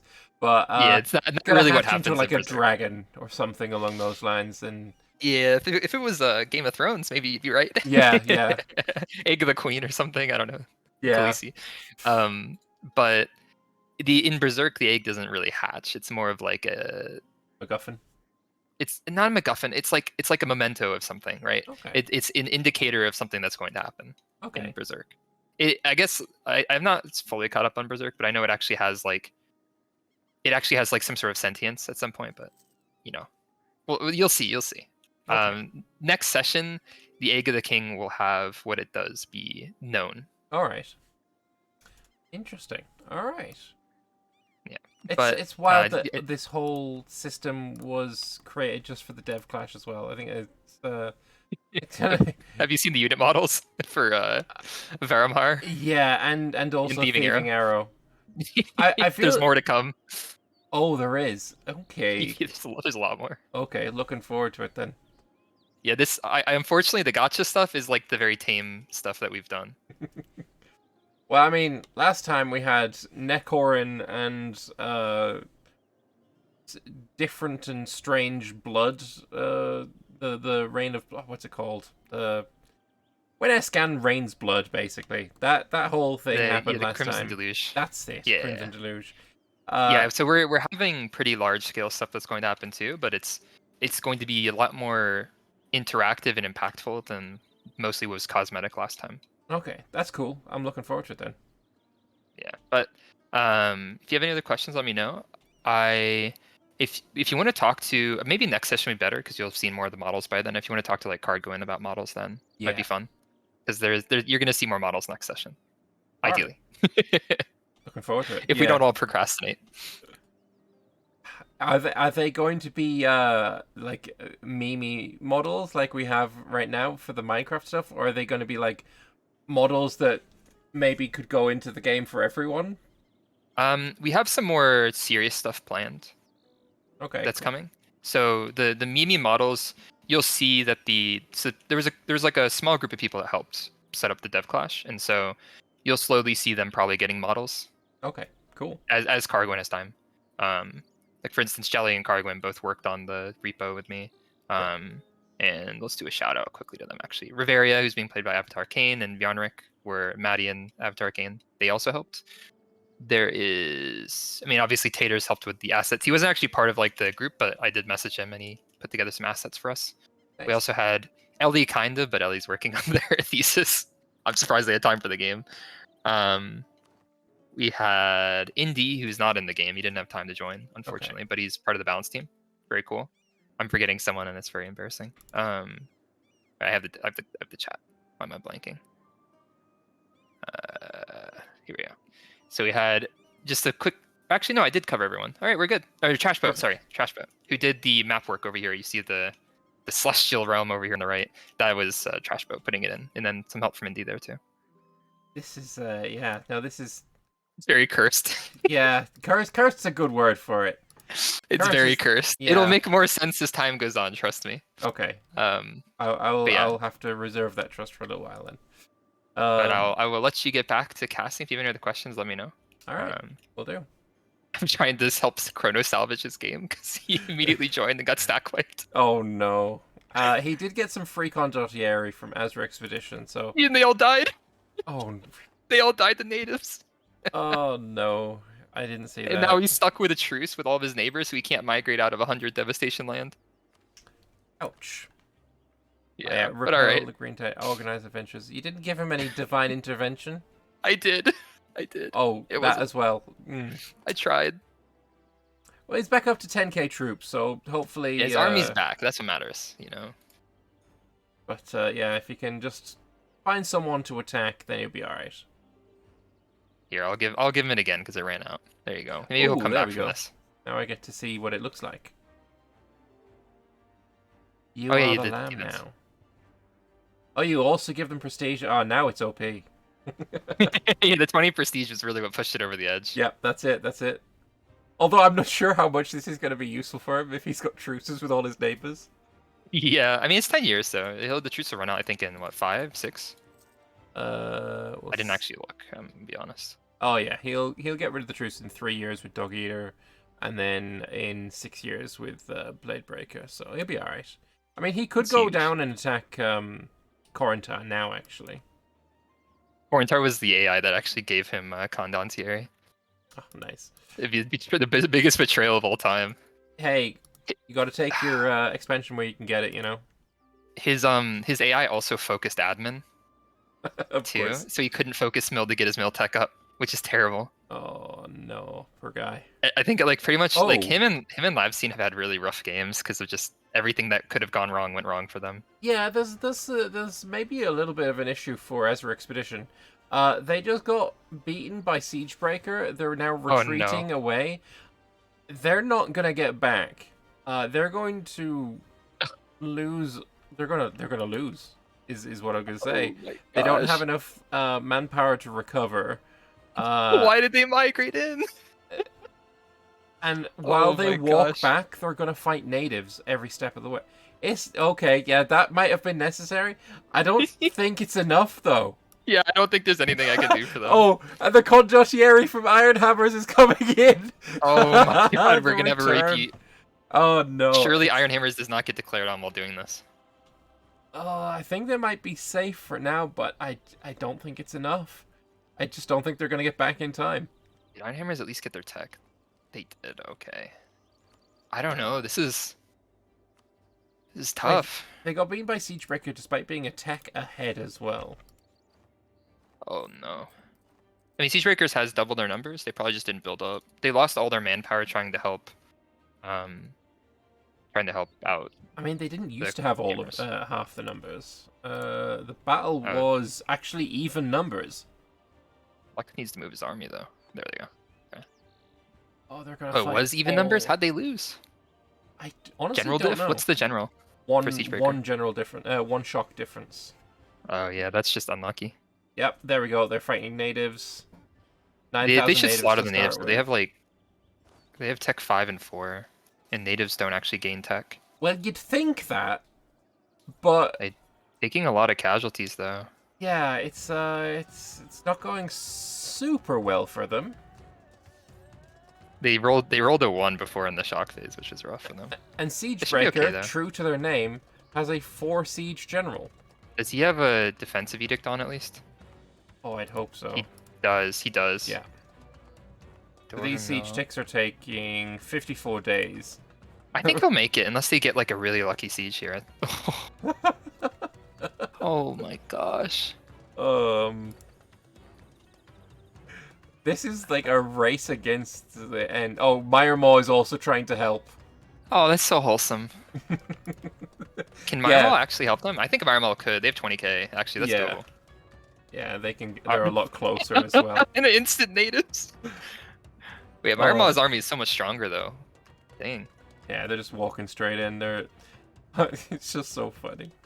Like Oh my gosh. they're not on the same team. Like they could totally be like, nah, you die now.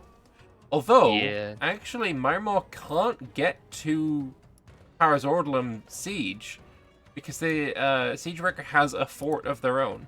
No, they could walk all the way around. Uh, Right, they could go south into Dwarvarad 6, then down and left and then around. True, but they're not. Yeah. There's another native. Oh, At least Siegebreaker doesn't have good defensiveness though, because they're orc. If this siege, Wait, why wouldn't? if this siege ends up getting a breach, there's not a whole lot of garrison there. The AI could do something. Wait, Snotfinger in the war too. Wait, what? Snotfinger have a full fort? What is Jelly talking about? There's no Snotfinger up here. No, that's not finger. Oh, another one. Oh my gosh. This is. That's so the most rough. native spawns I think I've ever seen. That is tragic. He could I have don't chosen native know. policy to have negative uprising chance. It wouldn't go to 0, but it might have helped a little bit. I don't think it affects it because I don't think it affects moving through provinces, does it? I think it's just when you're colonizing. I thought it did. Oh, they can do. They can move. Oh. Yeah. It's because they have a route they can move in. Oh, right, because it going straight into friendly. Okay. the 11th hour save. Yeah, that's...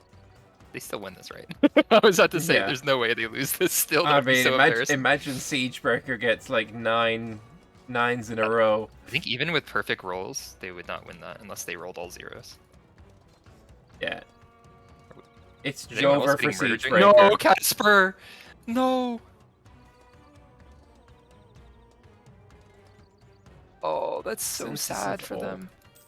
What happened? They're full siege. Are they okay? Actually, maybe they're okay. What What are we happened to looking them? at here? Oh, Katarissapur is dying. To Tilgar. Wait. Oh no, Deniraj has attacked them. If That's... I think the only hope here is that they become a vassal of the Raj. I mean, that'd be kind of huge for them, though. Yeah, that would be like obviously better for them than just staying independent. Wait, who attacked this? Who launched this war? It's not even their war. They're an allied partner. Rajnahagar is the one that declared the war. Why did they join? I guess if they don't join, they lose their ally and then they die. Yeah. I guess it's fair. Valid. I wonder, could Kara de Sapor offer tribute to become a vassal? No, because they're 167 war score. That's tragic. Yeah. I think it's winnable. I mean, theoretically, another player over there could intervene and help them as well. Also, the AI is kind of throwing. They only have like half their army left. Yeah, I actually think this might be winnable for them as long as they don't lose their capital. Deniraj has 9 troops out of 51 force limit. Is their economy trash? No, their economy is good still. It's just I think they got a bit stack wiped a bit. Yanlao is kind of big though. Wow. Oh, I guess no one owns Anbennar cost actually. The Magisterium player hasn't really expanded. Yeah, you'd expect him to have. Or at least try and make it so that West Ham can't go and invade him, because West Ham might be wanting to... I think Wisdom's probably just licking their wounds at this point the rest of the session. True. Their mission tree is, unfortunately, because of the name change stuff we did, their mission tree is now Oh yeah. bugged. Because there's a few missions, very few, but there's a few that require certain names, I guess. Like Rogier or something for... If you check their mission, they're blocked, right? Because they're air name or something. If you look.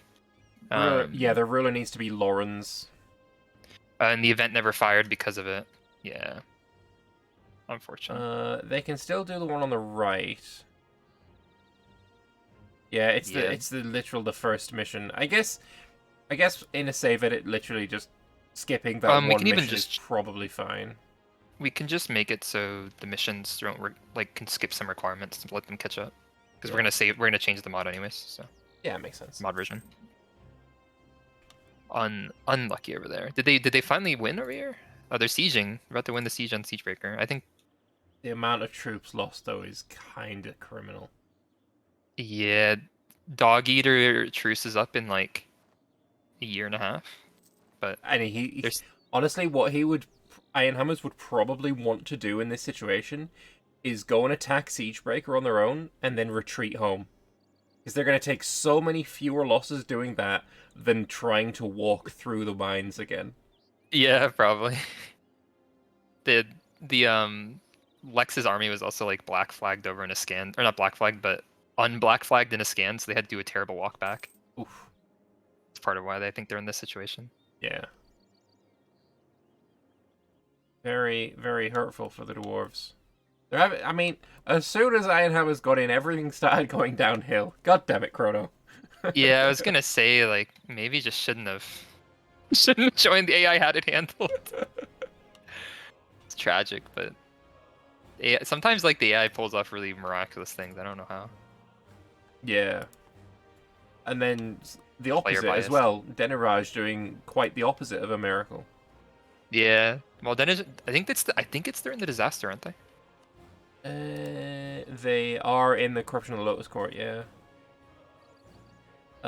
So what do they need to get out of this, even? They need to get rid of a bunch of province modifiers, which is doing these reforms.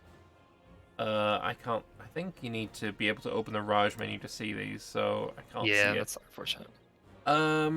Their capital is sieged as well by Tiltagar. Sorry, by Karadaspur. And they've got their entire army down there. Looks like W for them. I don't know what they get out of this, though. Probably nothing. Yeah, honestly, like, they're not at war with anyone they border. They actually lost land to the command as well. Did they? Yeah, they lost 2 cores. No, I think they start with those. Oh, they do? Oh, okay. Yeah. They start with cores on, like, Thunderfist. Yeah, Thunderfist gave them those, I think. And just got moved. Still don't know how they're going to beat the command, other than maybe trying to wait until the Harpy Zia wants to go and murder them. Yeah. I might need to scorn the Harpy Zia, actually. They're getting a little too strong. Oh, actually, if you're gonna do that, let me know beforehand so I can look at the event as well. Oh, you want to see it right now? I can do it right Sure, why now. not? No, they might get decked on by the command if I do that. It'd be kind of toxic. Because command's about to Command is how busy fighting Sir. seer, but That's they've been not sitting a- in that war. Oh, It's yeah, not a really big war though. they're about to take the capital. Yeah. Look at what happens. Do you only have buttons for the players tags then? No, I can do it to any tag, like because I can like debuff AI. But I kept my options very limited for this session because I didn't want to like influence stuff too much, even like accidentally. That's why you see like it's 10% morale for 10 years. It's really nice, but it's not going to change. For instance, Iron Hammer's war. Yeah. If they're just taking an L. Oh, there's another L going on right now. Azure Expedition fighting natives. Oh god. But Iron Hammers did manage to get home. And they did manage to finish the war, so their truces are running out. I think Chrono can pull this. I don't know. Yeah. I've seen I've seen them come back from worse, you know? Probably not actually. I think their big issue is they've got no tribal land right now. Everyone around them has got lots of tribal land. They need to go to war to take some tribal land. Yeah, that was the AI never took any, and that's how they like super fumbled. Yeah. If you look at the Anbennar name, The art, Jesus. one of the suggestions was we make them the IRS. And if you look at their ideas, all their ideas are tax. Oh gosh. Oh, maybe they didn't. Maybe didn't No, go they through. didn't change I guess he those. didn't do it. Look at the last idea. I guess is the what is it name? Plus 50 national tax modifier. What the heck? All right, they didn't actually go through and do all of them to tax. Indy wanted to do a funny with that, and no one's playing it. It doesn't really matter. Anbennar clearly playing mad tax meta. Really want to see this Magisterium do something though. I think it's a player, right? Yeah. Magisterium is, yes. I wanted to see them. I wanted to see them pull something off here. I wonder what they're doing. Can they just not attack Dane? Oh, I guess they're allied to Wex, Damish Temple. That's rough. Yeah. I mean, the only real thing that they could do is have absolute naval dominance and rush Eargate. There's no fort on Eargate, so it should be possible. But then you basically have to wait until Wex decides that they want to let you win, right? You can't just... Yeah. And waiting it out with them only sieging 2 provinces, not enough. Their best, I mean, like they'd get Damish Temple. If they make Damish Temple the war leader, they could piece the war out just by sieging down Damish Temple. True. Actually, that'd probably be the best option for them. They might have They to, should. if they have naval dominance, especially because they'll be able to land on the island as well. Yeah, and then after 5 years or whatever, they get a full. They can do a full piece because they're unconditional Yeah. on con. All right, that's your goal, Magisterium. But I believe in you. Yeah, if you're listening, Magisterium, go do something. They could at least take admin cost. Yeah, I mean, they'd have to talk to BPEC, but I imagine that wouldn't be too difficult for them. They are allied with them after all. Are they allied? They're allied to Xwex. Oh no. Magisterium's allied to BPEC. And Yeah. Arboran and Silverforge. Oh, and they're part of the trade league. I see. They could just kick them out of the trade league and eat them. Easy peasy. Maybe they don't want to let it though. How's the That's Empire vote going? It looks like the players are backing Arboran. Silverforge.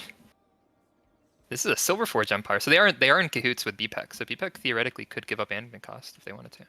Well, as soon as Wex dies, it will be an Arboran Empire.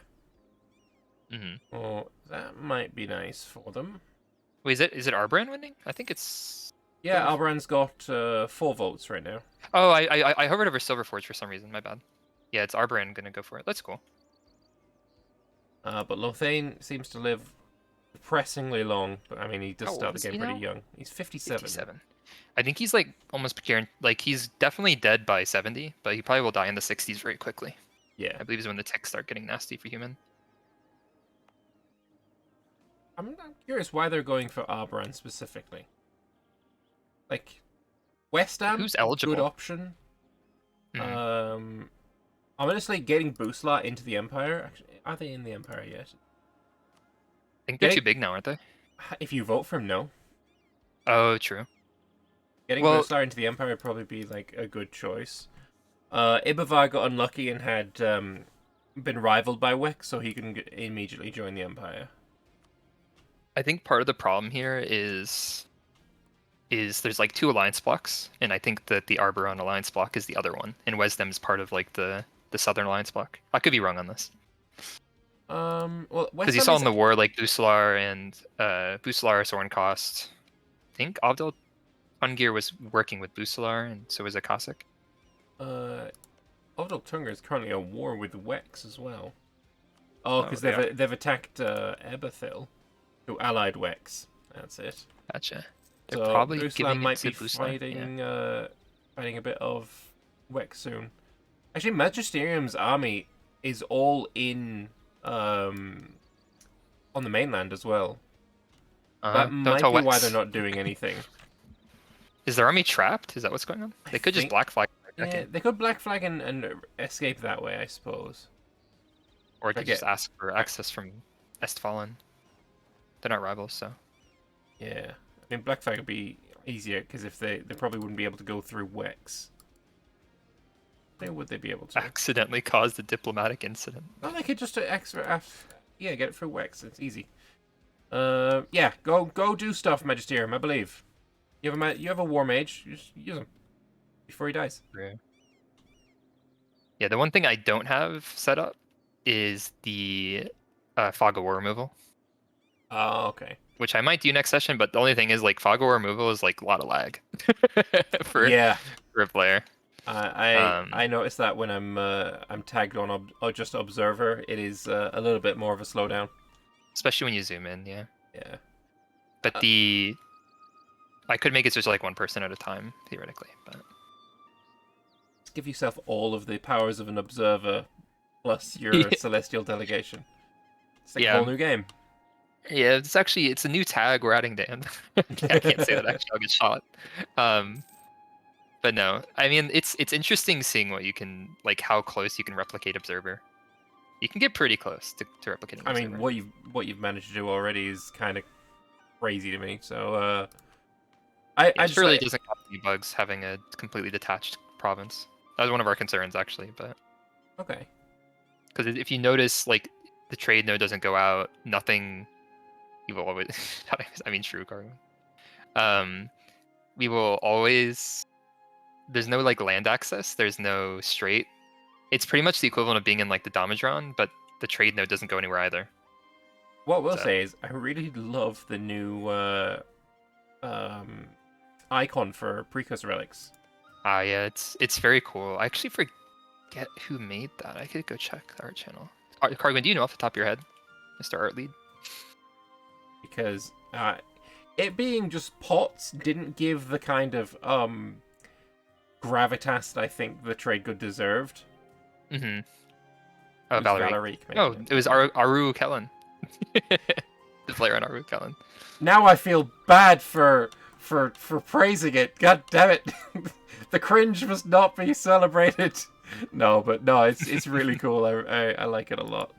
It kind of reminds me of shoot, it's from a movie. It's like a sci-fi movie. It's like a reactor core kind of looking thing.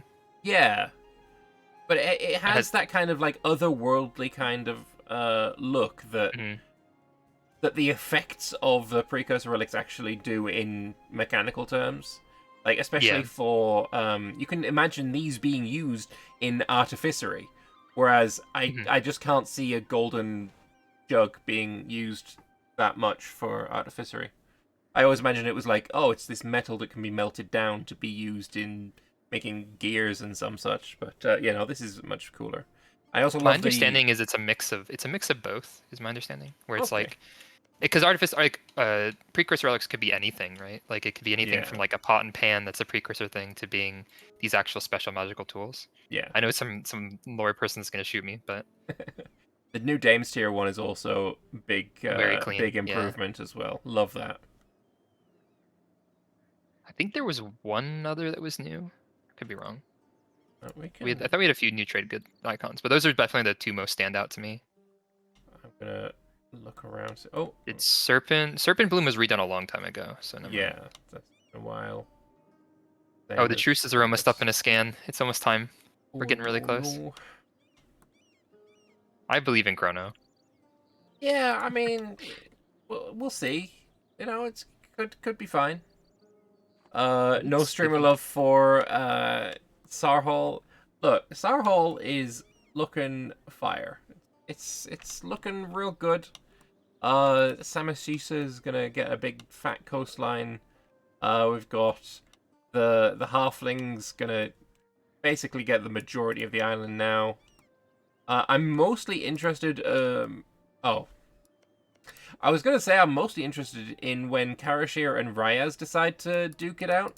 But they've allied now, so I guess that's yeah. not gonna So happen. Ryaz's teammate unfortunately couldn't make it. They were gonna be one of the Western Sarhal tags, Oh, okay. but they couldn't make it. So right now, Brosser, who's on Ryaz, is just chilling solo. I told him he can do like open Diplo because I mean everyone can do open Diplo. Yeah. And then maybe session 2, I'll identify whoever's weakest in Sarhal and I'll let him ally up with them to Okay. make a team of 3. His snake I thought was a way of trying to cut off Karashir, but now they're Yeah. allied, so I guess maybe that theory's out of the window. If you look, they're actually a pirate republic. So The Karshir. Karashir one. Yeah. Yeah, they're a pirate republic. So maybe I think they're just trying to stay small anyways. Yeah, makes sense. The Are Eastern they Sarhal people look are like they they're doing pretty well. pirating anyone right now? Let's have a look. Where is his navy? Navy is currently up doing There's also Nalani. nothing. Nalani. Yeah, Nalani is doing pretty good. They're just Yeah. being being the Skydo name icon's really cool actually. I've not seen it. The witch icon. Oh, The this Sky Domain yeah, I looks like really that. cool. Oh, there's one of the new religions in Sarhal that I absolutely love the look of. The Genie one, I southeast. can't remember which one it was. Let's have a. There's Genie Cult if you look at the southeastern islands, or the I think it's Ardimia is what it's called. Dimia, where's our It's in the east. It's the natives on the east, like Uh-huh. down to the east more. There you go. Yeah, that's cool. They're very new tags, so it's very new stuff here. I think the religion's currently being reviewed. I Okay. think Spy House is working on it. And everyone I'm a likes big fan of having it. advisor cost reduction, so that's just good for them. Yeah. Unironically, it probably fits almost best for that religion compared to all other religions. Yeah. Your Um, genie can be your advisor cost. Was that the religion you were thinking of, or is there others? It wasn't that one. I can't remember which one it was. Obviously, I like the Rinta Prism Seekers? of Rinta Seekers. That looks Yeah. awesome. The Beast Memory one with having the different animals there is also awesome. That is a really cool one. Uh, The Shadow Pact flag's pretty cool. Yes. Oh, my favorite flag already is the Yezelmora flag. I think their national flag looks so cool. Hmm. I can't wait until they have mission trees and everything going on. Yeah, Big fan of they're that.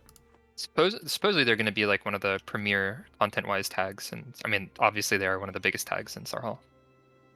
I Nice. think they're supposed to be like a gargantuan tree, not quite on like Castner level, but I'm pretty sure they're supposed to be very large. I don't know if this is planned. I've heard rumors that it might be, but I really want to see the center of Yezelmora be connected to the center of the Deep Woods, and have that also obviously be connected to the center of Erdend, and like in that kind of triangle, just like linking up all of the different places would be, I don't know, really cool. So there was a schizo proposal from me, and I talked to Armand about it. It did get getting shot down, so don't get your hopes up. But connecting the magical jungles and forests of the world together with more like a kind of randomized connection. So, for instance, one game you could have like Sarhal and Deepwoods connected instead of you'd still have the Wood Elves and Erdan. Right. But then another one could be like the FLI and Shadow Swamp are connected, etc. But that was shot down. I mean, it's obviously not lore accurate at all because there's no Fae in either of those as far as I'm aware. I'd still vibe with it. It very much It's connectivity stuff, but it's connectivity is like the big thing. And it's why most of the time the Forbidden Plains don't get played as much in multiplayer, for example, is because there's just no yeah. connectivity. But having like I don't know. There's another province in this new valley area, like that province in the middle of the Central Wastes, Riftbearer. That could also be connected to it, and just have this kind of network of. Sure, you're miles away from everywhere else, but hey, you've got a portal that so you don't have to be if you don't want to be. I just think the Yeah, idea of that's really cool. I do think like we with the newest release teaser stuff, I think the existence of EU5 being a possibility is kind of pushing some of the really ambitious ideas back a little bit. Like for Yeah. instance, in Canor, they're doing a lot of new content, but reworking old mission trees, for instance, is kind of like a low priority thing generally. I do remember quite a few times I've gone onto the Anbennar Discord and just searched for from J EU5 and just Yeah, see. I think all of them are probably all those comments are probably wait till U5. Yeah, It's like exactly. the U5 idea. Yeah. Though I don't Jay doesn't get too involved with gameplay especially. So if there were to be like unless it has like a significant lore implication, Yeah. Jay is a lot more hands off with gameplay than I think people assume. I think a lot of people assume Jay is like hands in everything from the outside, and that's not really the case. Okay. Like Canor more so, right? Because he's Yeah. much more direct leading Canor. But I mean, like if we wanted to add a portal, some sort of connection in FP, that it's a realistic thing. It's just a matter of like, is that something that content wants? Is that something that systems wants to handle right now? Because we have a systems lock because there's just too many proposals. Right. A lot of cool proposals, but too many. And then there's also the lore implication because if people see stuff in gameplay, even if we like hammer in this is not canon, Yeah. people will extrapolate that this portal in Hellas that takes you to the middle of the FP is definitely real and canon. Yeah. Right? And that's not necessarily true. There is actually like obviously I'm super excited for EU5.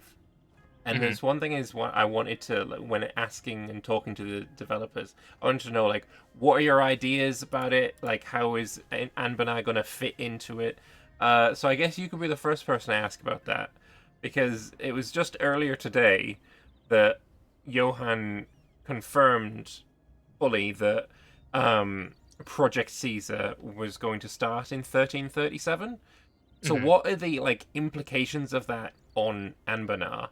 If it has the same system it has for EU4, Vic3, CK3 of starting, like having the map be starting in the same year, how does Anbennar fit around the 1337 start date?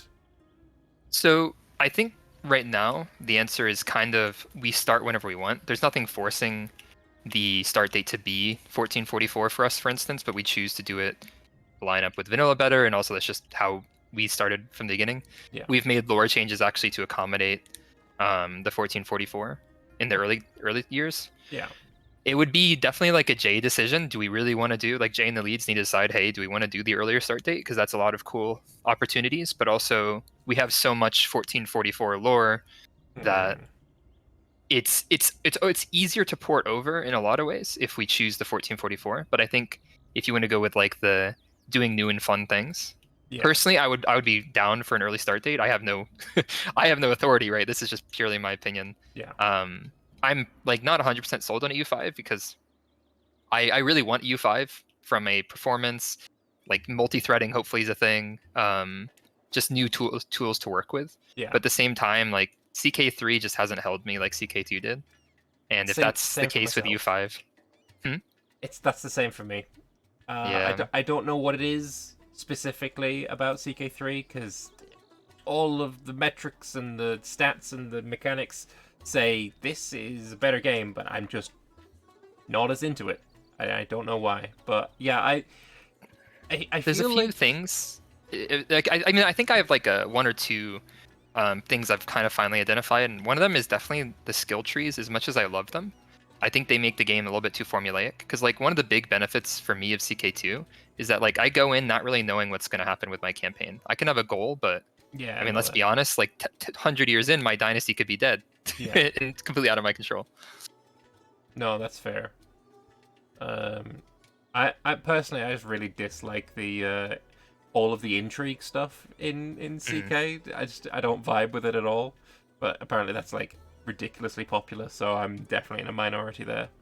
Is it Um, actually? I didn't actually know that people enjoy the intrigue because it's yeah, pretty. I mean, they seem to, and seduction is the big meme, I guess. That and incest.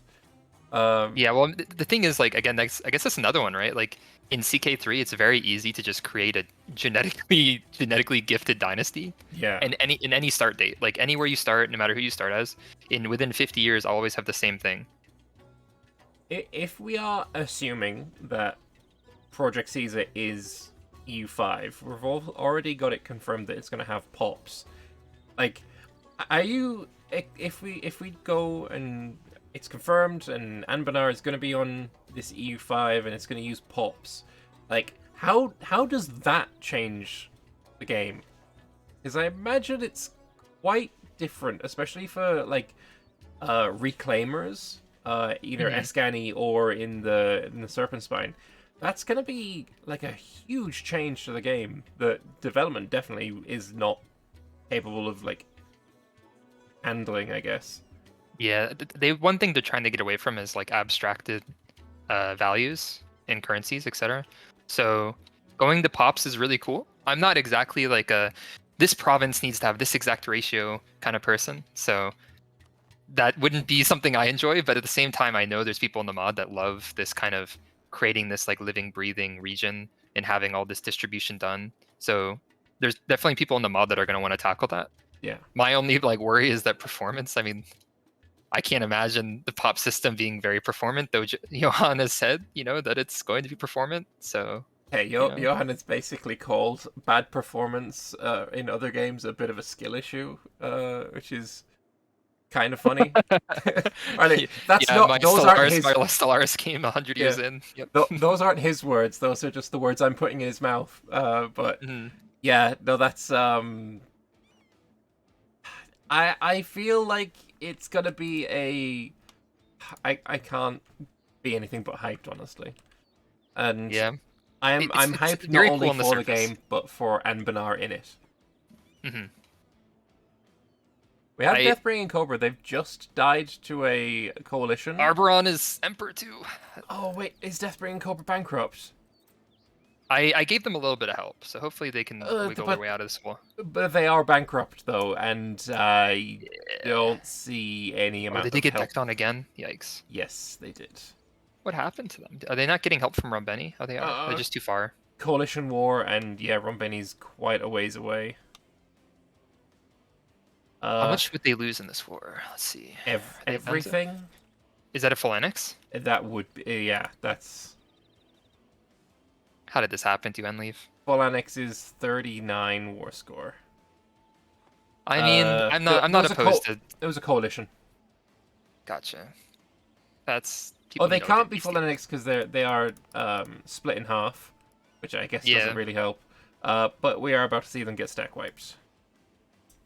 that's unfortunate. There's nothing I can do for them.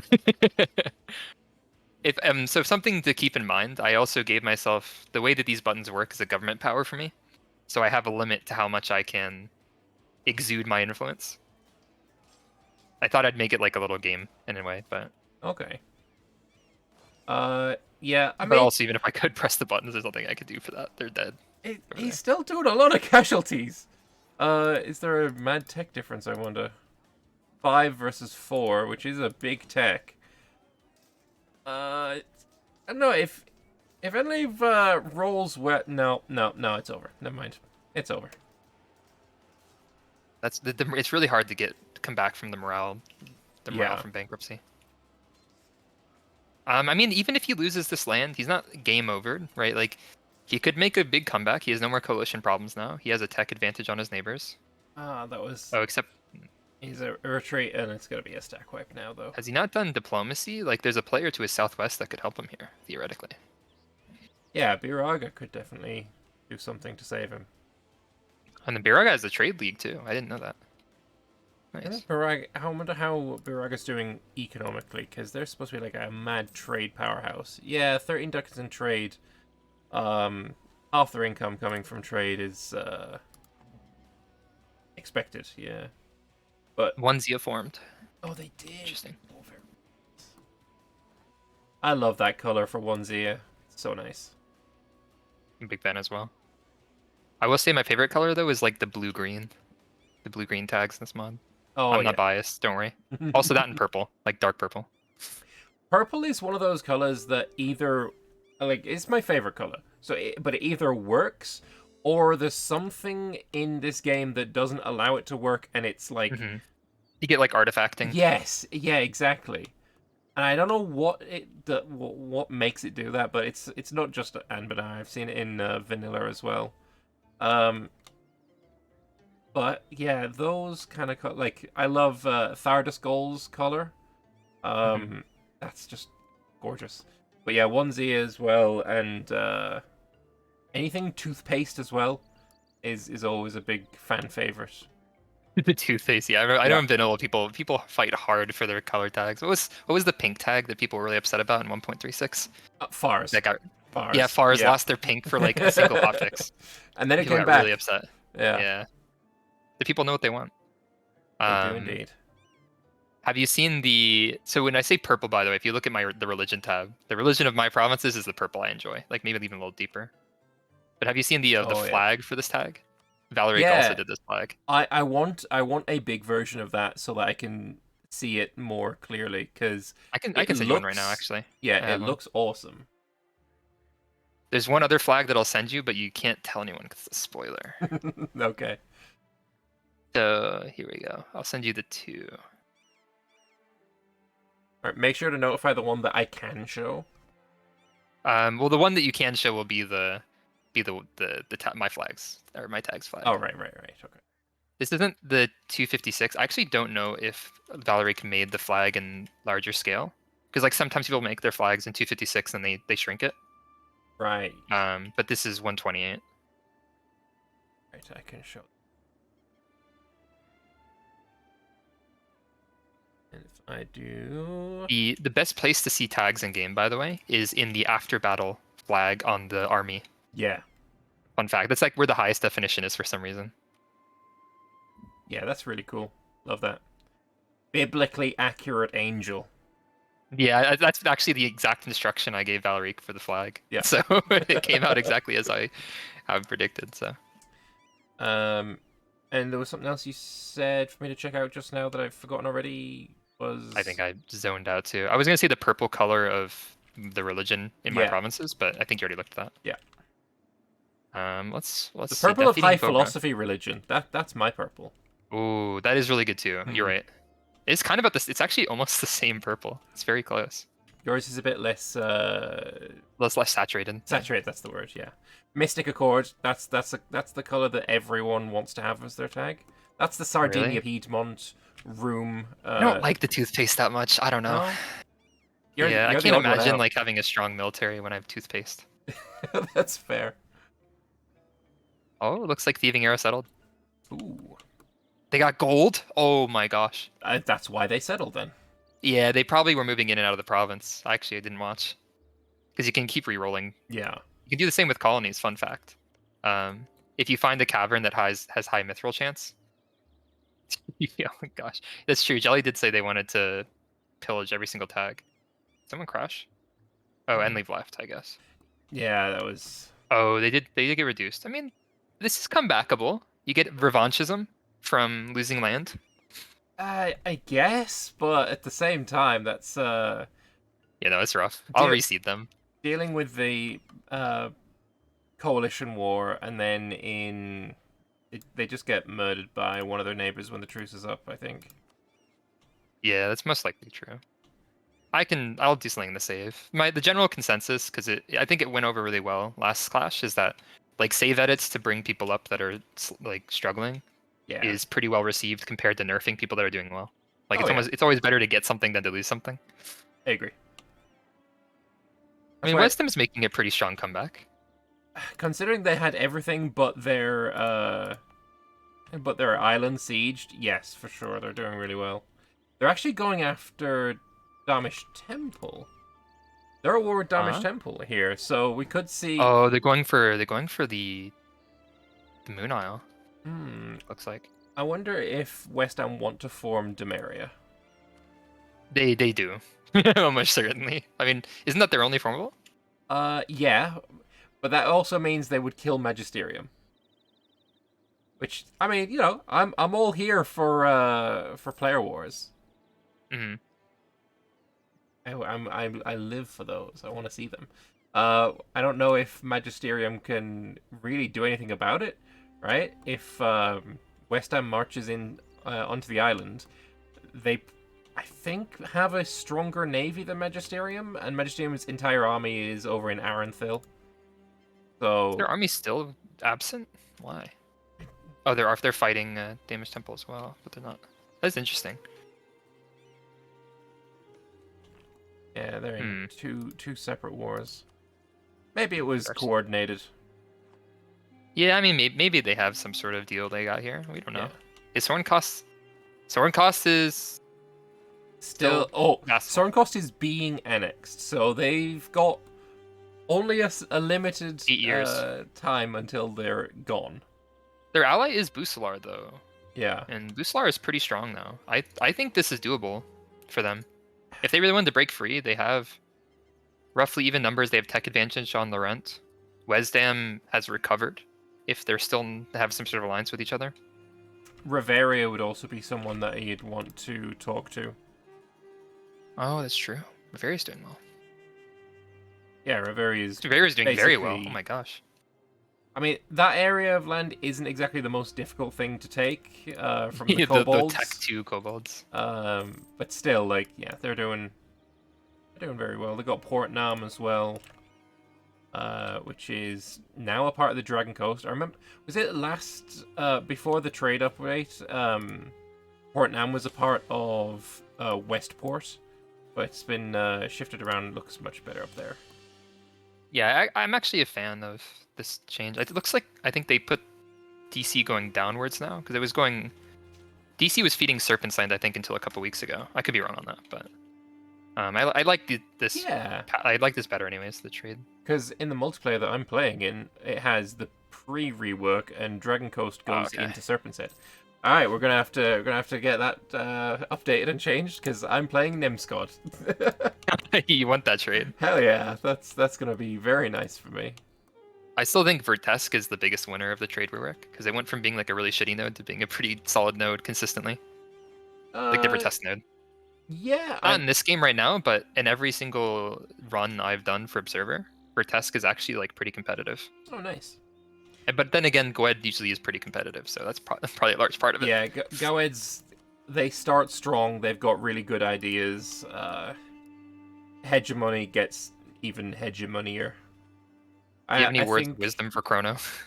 their truces are almost up with everyone around them. You have 3 available mercs, and you have 470 ducats. Merc up all the way. Merc up, yeah. Try and No get, questions. Try and get a border. You can still migrate, right? As Iron Hammers. Yeah, they can't migrate because the truces. They've been stuck in 100 yeah. devastation. It's so brutal. Try and take enough tribal land in your war so that you can migrate towards Marhold and get yourself that gold mine. I think right now they could take a ton of tribal land from the 2 orcs next to them if they actually win this time. Yeah. Right? They need Miltech 5 though. Badly. Are they able to switch their focus? Can you check? They can in 69. Oh, that sucks. Yeah. That is brutal. Yeah. They're pretty close to Miltech though, so 25 years is such a... It's rough. I think the baseline should be 15, and there should be more ways to reduce the time. I agree. I think in general we've actually added national focus change to more places in the mod too. Nice. So. And yeah, Frozenmore is losing to Vormarch, which... If people are just playing, like, the Steam version for the past, however long, that's, like, super rare for you. But I don't know what has changed, but the last, like, maybe 6 or 7 different campaigns that I've had, I've seen Vormarch win, like, 80% of the time. Something's changed, and Crovis is actually slapping right now. Which I'm all here for. I like Crovis. Cool character. I just realized I don't have any institutions. You I was don't like need them. looking over at my cost. I'm like, I'm a little behind tech. You're above institutions. The idea Yeah, of institutions is it's insulting. yeah, exactly. You've also seen You notice Frozen the Wars, census event. yeah. I am detached from the census event. That's why I Yes. haven't won it at all. My tag is disallowed from it. I'm above a census. I mean, what are they gonna do? The government's gonna come to my house, ask me questions. Oh, I see your extra button. Dark Descendants. Hmm. Oh, They that's how you don't. count the gacha tokens. Yeah, it's the gotcha Ah, thing. cool, That's the cool. not hidden one because obviously people know I trigger it. Mhm. The other ones are very well hidden. Is it an You can make it a escape game trying to event? find them. Look, there's only so many buttons you can hide it under. It's I probably think you would something be that I can't surprised. click. Like it's probably like a summon the diet, and then it's one of those. I mean, who knows, right? Like, I will say that it is visible to you right now. Not like in your game right now, but if you were to like click around everything I can see, you would eventually find it. Yeah, I mean, as Feudalism as a peer. Let's go. wait, this is That's the mage thing. Yeah. it's In- changed. I mean, the graphic has changed. oh, I Is think it they different for whether you're a regular fella or a mage? Oh, that's cool. I didn't know that had been done. Yeah, that's how you get mage rulers now. It's no longer a decision. That's cool. Yep, we've been slowly trying to work out as many decisions in the mod as we can because they're one of the least performance friendly things that we can do. Well, Every tag in the game checks decisions every day, so your government tab's got some cool artwork as well. it's actually just I changed the hue and saturation of the FLI government mechanics. I don't know if you've seen them, but if you go down the attunement path as one of the natives, that's the art stat, but it's much cooler looking, and it also has buttons that are very cool. Okay. Haters I also did love that. how, despite you playing this like ascended angelic thing that's gonna be like giving out boons to people, you're still taking your reforms. You can't I resist have like just clicking instinct. the button. Yeah, I see a lit up button, I click it. Yeah. I'm a creature of habit. Enables the celestial intervention ability. Yeah, so government mechanics can only be enabled by a tier or by government reforms. Right. And fun fact, it only checks if you're eligible for. Oh, I think you should get the census event for them. Yeah, Yes. there you go. Oh, it's Yeah, so basically telling what everyone has, like, the best at each different thing. yeah, we need to do some like variable rounding and stuff to make the numbers make a little more sense. But generally speaking, this is accurate. Okay. So Aruwukalin is doing very well with having the most army and most navy, according to this. Oh my, is Kane getting corruption again? He was the Ibavar in the first DEVCLASH that had 37 corruption at session 1. Oof. Oh. Most income, actually. Yeah, it's actually BPEC that has most income, but not per capita, I guess. Actually, wait, I feel like BPEC should have won that. Wait, BPEC lost a war? No, the census. I'll have to double check, but I don't like loans. I hate hearing that. I mean, you'd never debase currency instead of taking a loan. Yeah, Like- it is not financially responsible. And Oh no. my brother in Christ, you can take the indebted to oh, you've already taken indebted to the magnets. Yeah, you just pay off, take a loan, pay off this loan, take more of these loans. Easy. I know it's worse. Please don't tell me. Fair enough. Avatar feels called out. This should also be the 1 hour mark, if I'm right. Yep. So we'll get one more gacha at the end of the session, right at the end. So Nice. for your enjoyment. Which of all of the, I'll open it up again for you if you want to look. Of all the options in here, which one are you most excited for?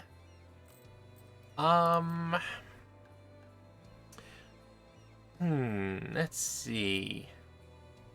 I mean, Thor's Tome, like, it's gotta be something pretty special. It is special, but I will say, like, mechanically, it's one of the more straightforward ones. Is it?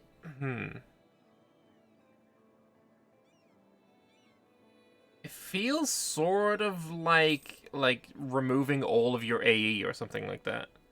No misgiving that will not amend. Feels like getting rid of AE, but I don't know. Well, it's legendary to keep in mind, so getting rid of AE Yeah, wouldn't that doesn't be a feel very one. legendary. Yeah. Wondrous Dig Site, probably changing one of your provinces to Dame's Tier, I imagine. Not quite. I will say that some of these, they will need to be done between sessions. Right. That's the level of which these are going for. So Okay. Mithril. Yeah, no, that makes more sense than Dame's Tier because of the Lord of the Rings reference. I call it there's the a few Lord of the Rings mine. references here, not many though. Mine. But, that was me playing Enshrouded. I don't know if you managed to play it, but no, I haven't. Don't get very very good game, but you'd probably wait for it to get a little more content before you jump in. Have you played Valheim, for instance? Yes, I've played Valheim. Okay, did you enjoy it? I enjoyed my first run, and then I lost Mhm. my save, and then the idea of doing that much grinding for resources again made me recoil in horror, and I never picked up the game again. Rip. Well, Enshrouded on the bright side is less grindy than. This is the province version of the census, if you see it. Ah, yes. Bepekhas. Wait, province renamed? Oh no, there's just a space missing. Bepekhas. Yeah. That's cool. I like the census thing. I want that added to just the base game as well for multiplayer. But I imagine you'd have to put in every tag. No, we pretty much scan every country. It's not super performant, but it's not really that bad because it's done so rarely. Yeah. And we scan every tag, disallow AI, and then it just says what the player is doing best. Okay. Theoretically, we could add this to the startup thing where you can enable it if you're playing multiplayer. Like, you know how you get like the disable regions? Yeah. You could have like enable census there. I would like that.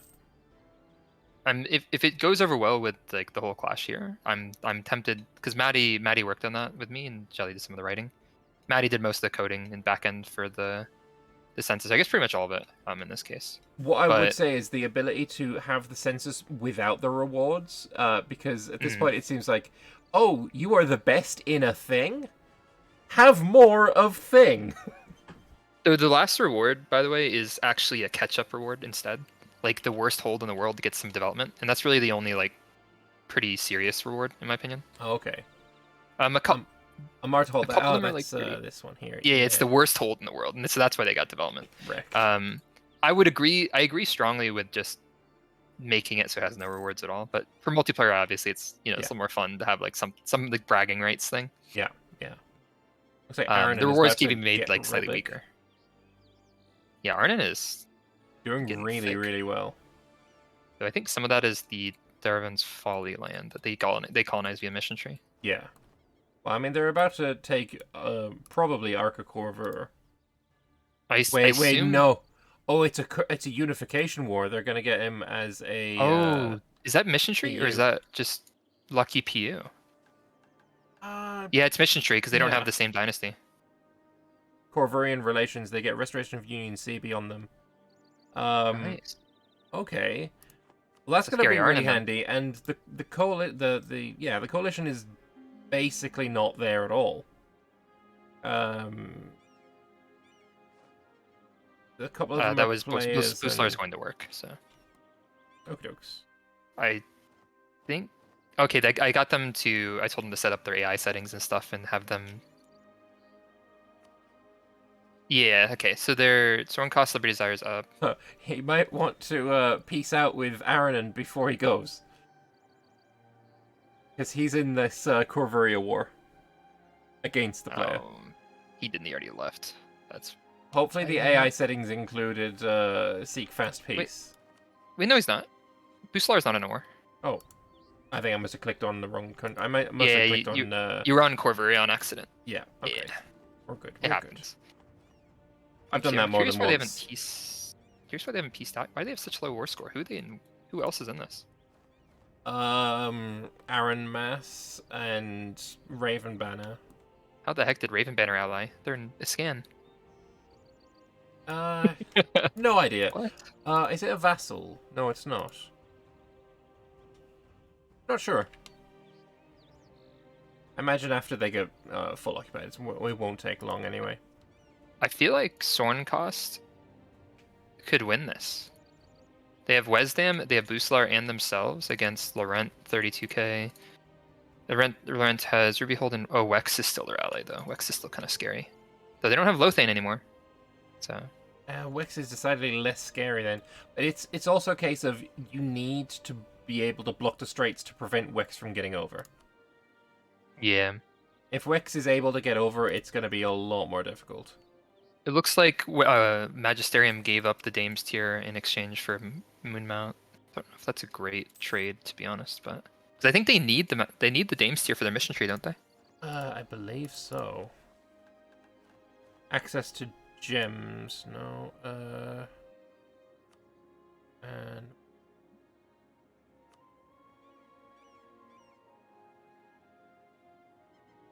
it's one of them probably, but I'm always terrible at searching through mission trees. So let's just assume that yes, they screwed up. Unlucky. I mean, that'll be a thing they have to. Oh, Iron Hammers has no more truces. I thought you were about to say troops there, and I'm like, not again. No, they have 10. They need more troops though. They do. I'm gonna message them. Oh, Varmhal is doing God's work, or I guess Suriel's work, and getting rid of Dartax.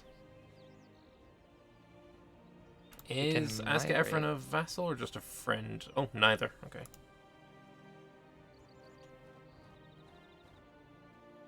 Unless Chrono's AFK, in which case that's awkward. Hopefully not. Oh, yeah, no, he's just gone up to 18k troops. He got the 2 mercs. Yep, he got the mercs. He's listening. Let's go. He's learning. He's He beginning needs to migrate so he gets out of the 100 Devastation province, though. Yeah, migrating to probably The south. He needs to go to Nathwood. I feel like, because that gives him the most borders with tribal land. Yeah. And it's also a Castanet Wall province, so he gets a little bit more defensiveness. His ground talk is doing really well. I mean, they have the benefit. They have the benefit of being surrounded by easy tribal land. They just need to actually take it. Yeah. He's Alright, on the come march somewhere. Not at war, but he's on the march. I think he's getting ready for the war. He's going to migrate and then a deck. Yeah, possibly getting next to it so he can insta-stack wipe or something. He needs to actually... Where is he going? I don't really know. I guess they have allies. They're allied to... No, they're not allied. I have no idea what the plan is. Either. I have to wait and see what happens. Chrono's lost their marbles. He's declared a war. Is he going down to Deadfang early? Get them out of the war? I guess he didn't migrate out of the 100% devastation. Chrono, please. Well, I mean... He's given up. At least He has his like ally posses though.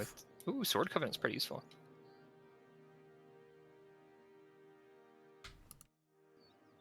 Susurrus accidentally leaking DMs. SMH. Oh, Susurrus has the Elysian Island. Ooh. I wonder, is that... I can't read chat because I'm not a player. No.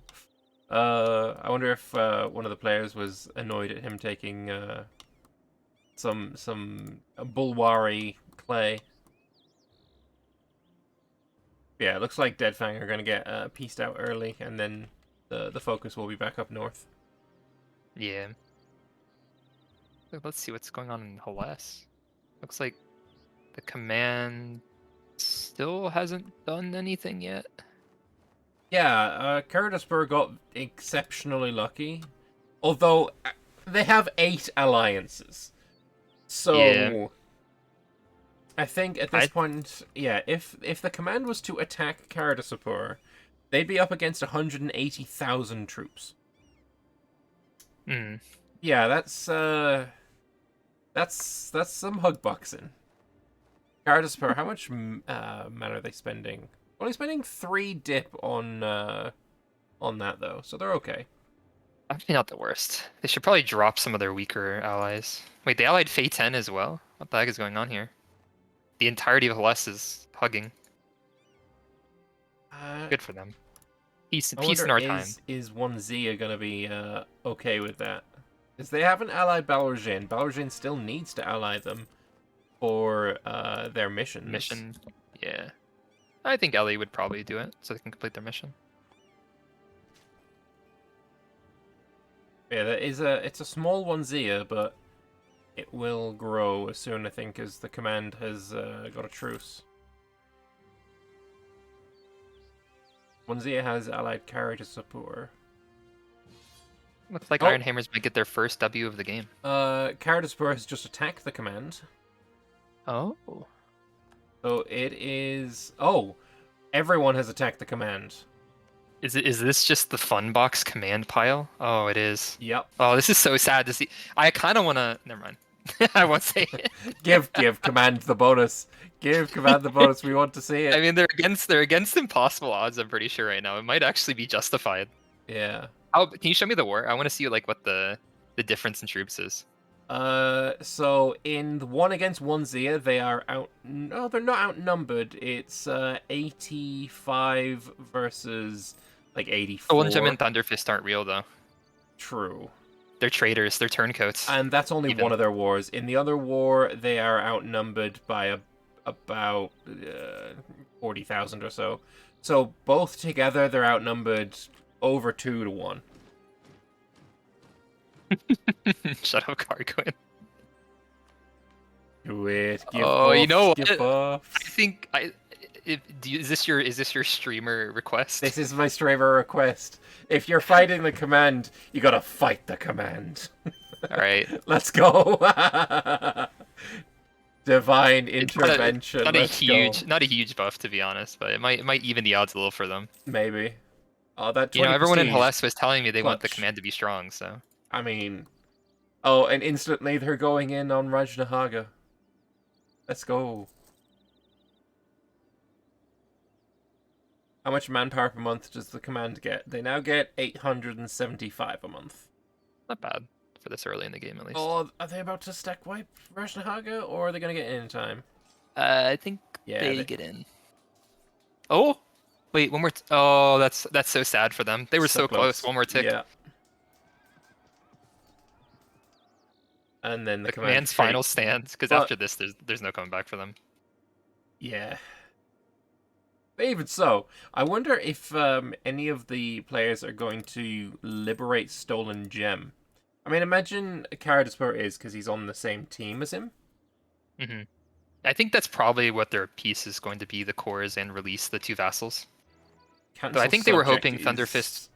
I think they were hoping Thunderfist would get rearranged, though. It's because the dev of Stolen Gem is so high in their capital. Yeah. 100 dip for that.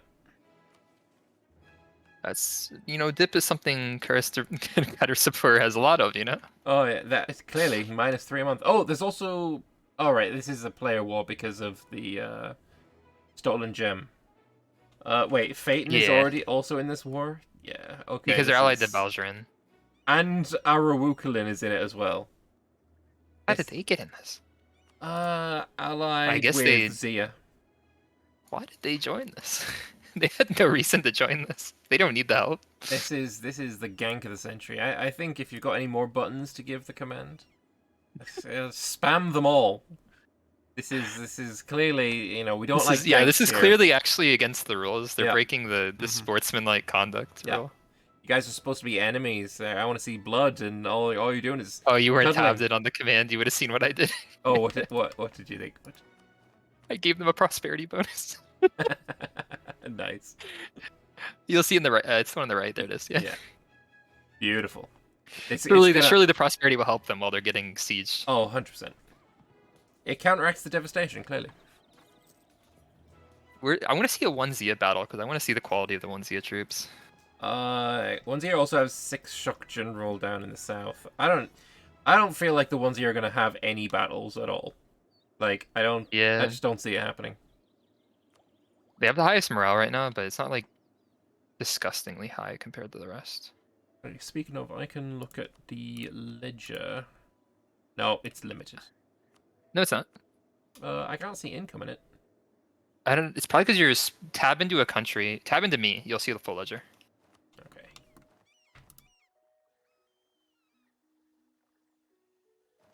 Okay. Command is clearly winning. Now you have made them have the biggest income.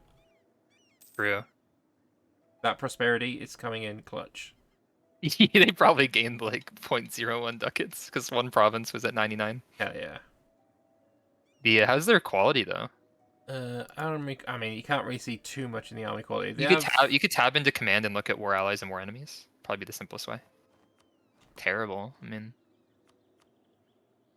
I don't think they can win this because their pips aren't enough at this point. Yeah, I mean it is. I mean they're outnumbered like 2-1 anyway. So, I got a bit of infantry combat ability, got a bit of discipline, got a bit of morale. Like it's probably better than most other than One Zia. One Zia has like a pip of morale over them. Although they've taken the negative discipline church aspect, so there is that. But yeah, syncretizing with the hunt is so strong. Getting that extra shock and maneuver pips. Yeah, it doesn't scale amazingly, but it's still pretty solid. Because I mean, if you hit six shocks or 6 maneuver, it'll actually spill those pips over to a different type. Yeah. Fun fact. How does BPEC have so much income? BPEC? Really? Yeah. They're BPEC. That's the answer. they do BPEC things, which includes and is not limited to making tons of money. In fact, they used to be stronger because they used to have obviously the Dame's Head node. But yeah, so they still have a pretty good node though, because they get DC into them now. Yeah, and every halfling includes local trade power, and they're made of halfling. I mean, they're not Anben cost, but they're second strongest node I think in Canada right now. Yeah. Yeah. I don't know why Ebethil is not stronger. It should be. Ebethil died. True. And Buslar is AI, so AI is very bad with their merchants typically. True. I'm gonna leave the screen on this war, and I'm gonna run to the bathroom real quick. So I will be right back. I'm going to see if anyone's dying.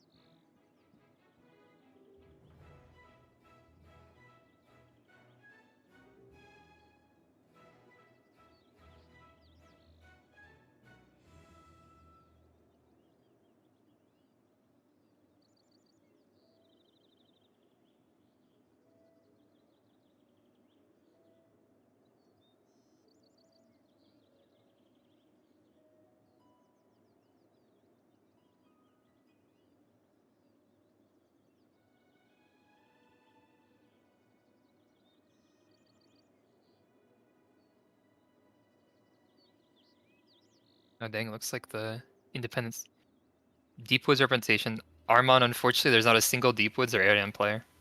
But Thieving Arrow is moving into the Deepwoods, so you could say that's Deepwoods representation.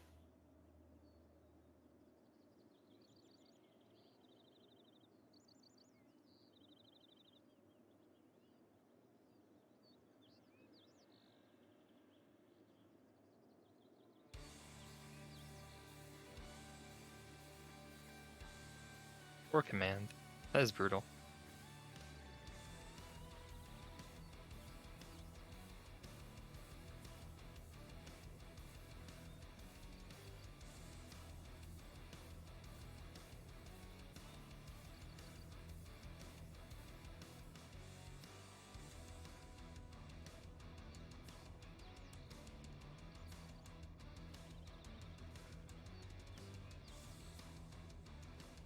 Yeah.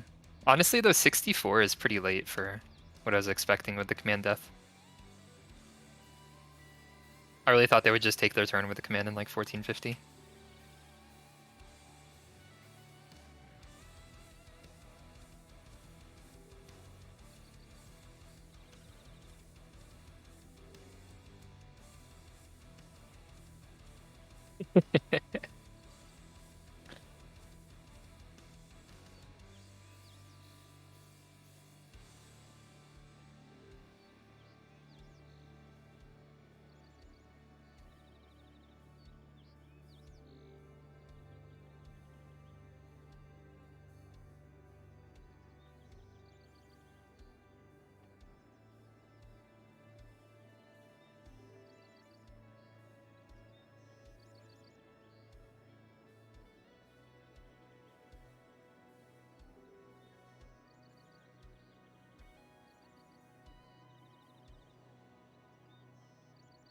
Jelly, when Lambert gets that back, I'm gonna ask him if I should scorn you.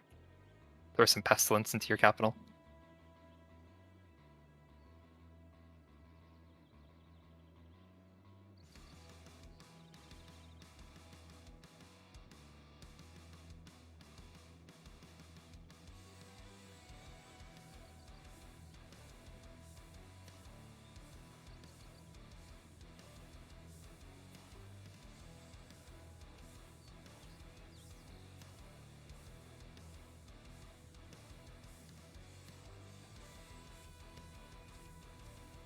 I am back, and this war is still raging.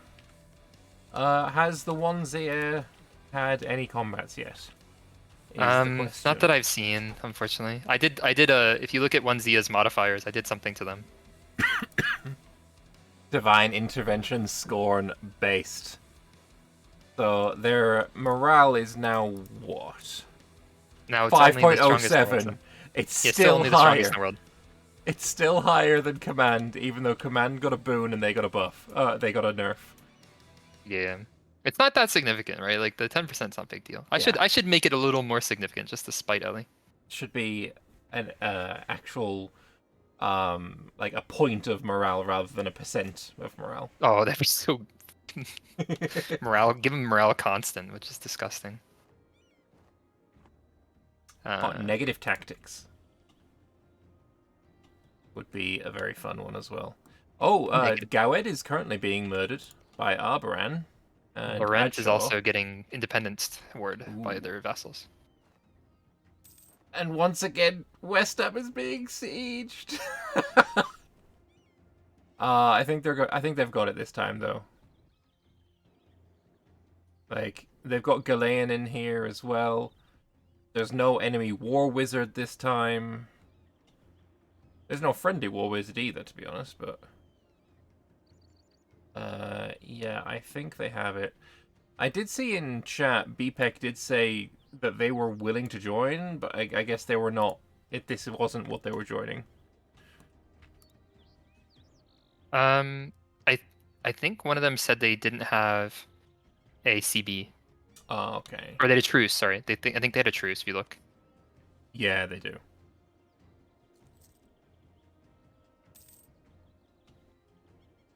Ooh, Amanda's currently being sieged by Keterata.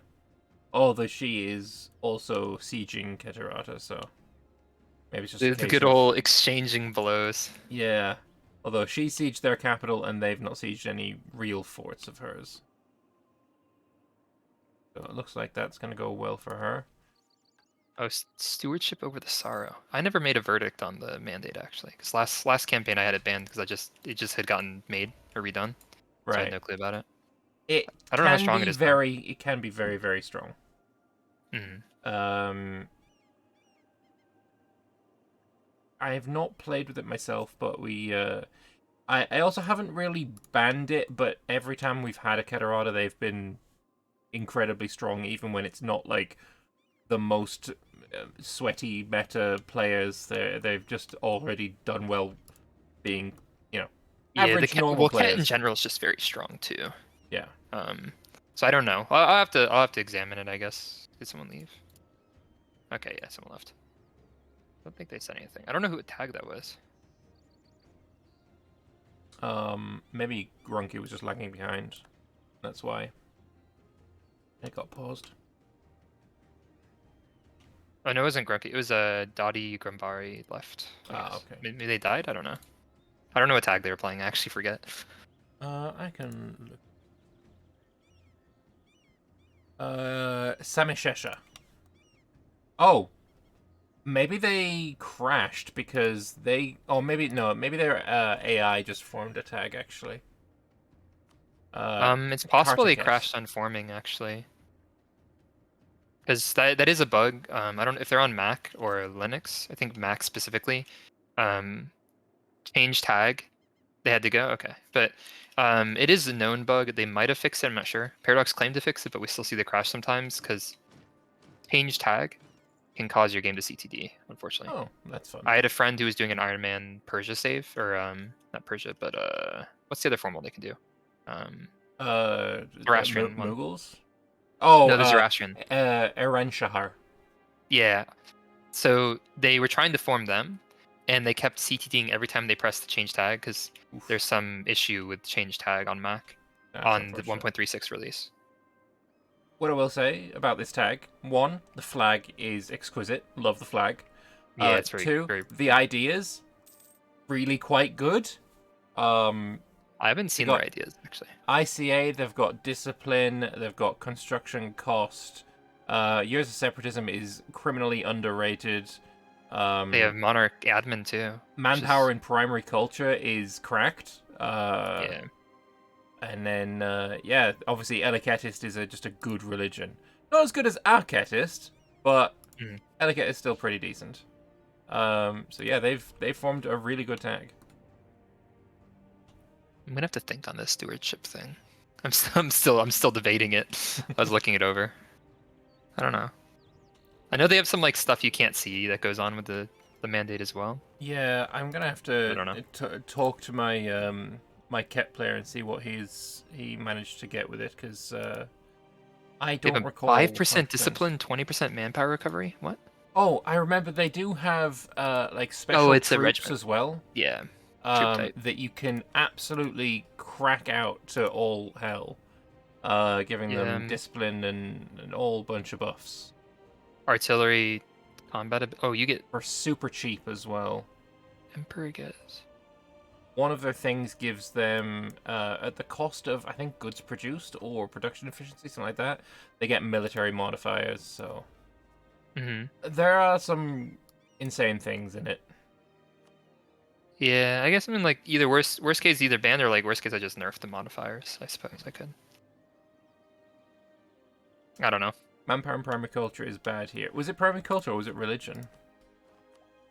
It's manpower and primary culture. Okay. It depends though, because like with the purging mechanics, you can get a lot of primary culture provinces pretty easily. So if they purge or expel, it's more valuable the more they do that. Yeah, I agree.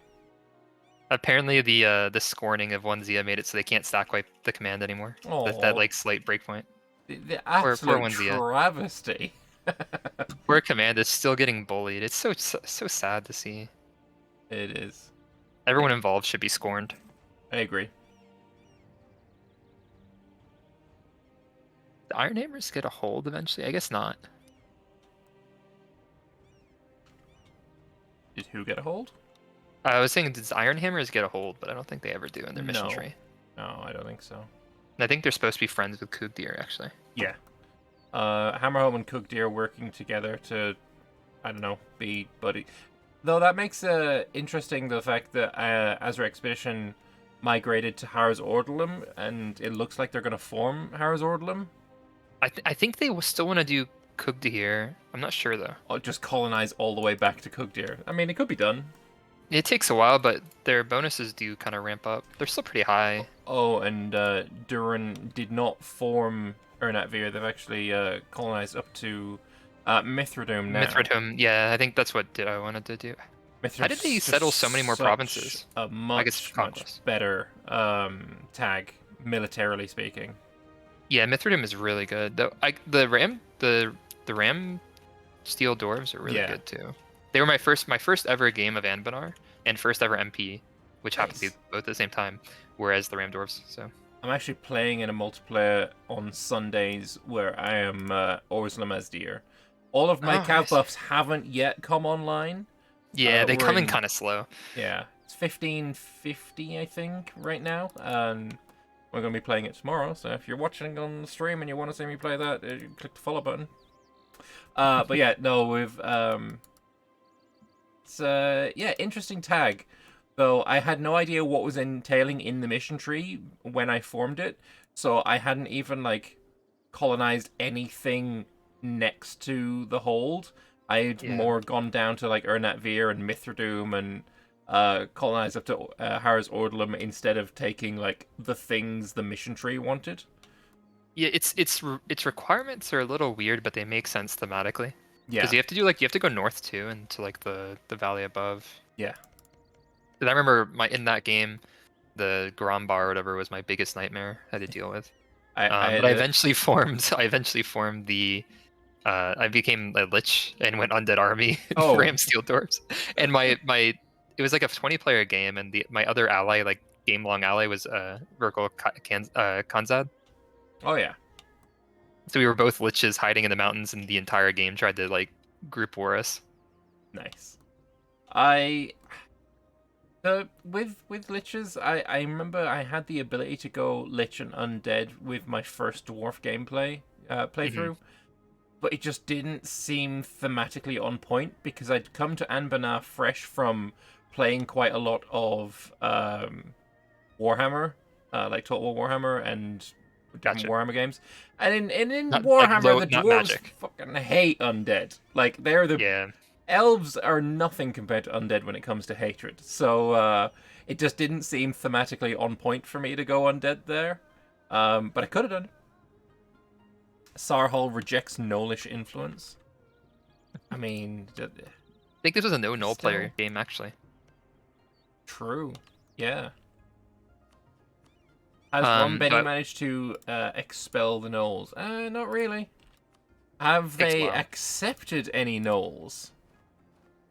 Yeah, well, Everest, you say that Sarhal rejects Gnollish influence, but what I see here is Rombenny has not only accepted the Gnolls, but more than half of their country is accepted Gnolls. Just click that accept cultural shift button there, and Rombenny will be an Gnoll. They're the good Gnolls. Those exist. Although, speaking of, if you did culture shift, then you could make use of this monument, Esuvrem, which is really good, because if you get it to tier 3, you get the event Enchanted Steel of Esuvrem, which gives you early, depending on how early you manage to build the level 3 monument, early access to artificers, which can be kind of cracked. Can I check Eltican? Do they still exist? Oh, it's probably Spy House. Oh, they're doing really well, actually. Hey, they're winning. Yeah, they're not only winning, but, like, dominating. I gave him a little inspiration. I guess it worked out. They're still a tech behind, but the fact that they started on tech 1, and everyone next to them started on tech 3, and now they're only 1 tech behind, I feel like, yeah, that's a fat W.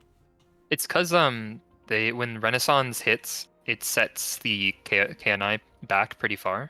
Yeah. And then Eltican catches up because the institutions leak into them. So it's kind of like a rubber band effect. Plus, that side of the mountain range is all suffering from horrific death winds more than Eltican is. Yeah, I think we're going to try and make an effort to have Chaos get institutions, like Renaissance, for instance. I think is probably the primary one. Yeah. We're going to make an effort for them to get it, because it kind of, like, it thematically is kind of weird that they fall behind in tech and institution stuff. Right. They are meant to be like the philosopher Greeks in a lot of ways, so. Check Amadia tags. This one's Amadia, right? I am correct. They aren't real. I mean, I mean, they're all connected to one another. You know what this area reminds me of? You know, in Vanilla E4, you know, there's like the Congo, and then just to the right of that, there's a bunch of tags all surrounding a lake. That's this for me. I agree. I hope we're able to make something interesting in Amadia with the wild magic, but that stuff's a little down the line. Yeah, Lake Victoria, that's the one. Yeah. But yeah, that's cool. The great thing is all of the names in my name list are for this tag. Or all it's just only Doge in the name list. So every advisor, every single general, everything's just Doge. I did not even realize. Nice. You know what? I don't know who's winning now in this Sornkost war. Because Are while they there is a getting lot of sieges of Laurent, like even Riveria has come to join the war separately. Sornkost does have the capital under siege. Yeah. So it's still very early in the siege, I feel like. Yeah. What is that defensiveness though? Or why is the siege taking so long? It's been going on for 127 days. And it's only at -64? No blockade. It's coastal. No general at all. No cannons at all. Although we're not at Tech 7 yet, so it makes sense. I guess there's it's the no cannons. blockade that's making it bad, because it's not an inland fort, it's a Yeah. coastal fort. But yeah, Laurent also got ganked, so clearly Laurent needs the boost, right? I mean, you're 100% correct, actually, you know. Laurent needs a W. I think it's already dead. I think the command had a chance. I think Laurent is... Yeah. The thing is, if Sornkost loses, they get game over, so... Wait, did BPEC truce break? I don't think so, did they? Their truce was until 69, and they're at war now. What's their stability? Oh no, BPEC attacked Rubyhold, and Rubyhold called in Laurent. Oh, okay. Yeah, makes sense. I was about to say, truce breaking is not allowed in any capacity. Yep, same in my own rule sets. The noodle is happening though for Azure. I don't know why they're. What's Azure Expedition? Are they going over their colonists? Because they should be. For Azure Expedition, they have 2 colonists. They're currently colonizing 2. They should be doing 3 or 4 at a time. You just gotta throw money to the wind as a dwarf. You gotta use that bonus while you can. Yeah, I mean... Hey, they've sold their army to Bladebreaker and doing nothing. I love that.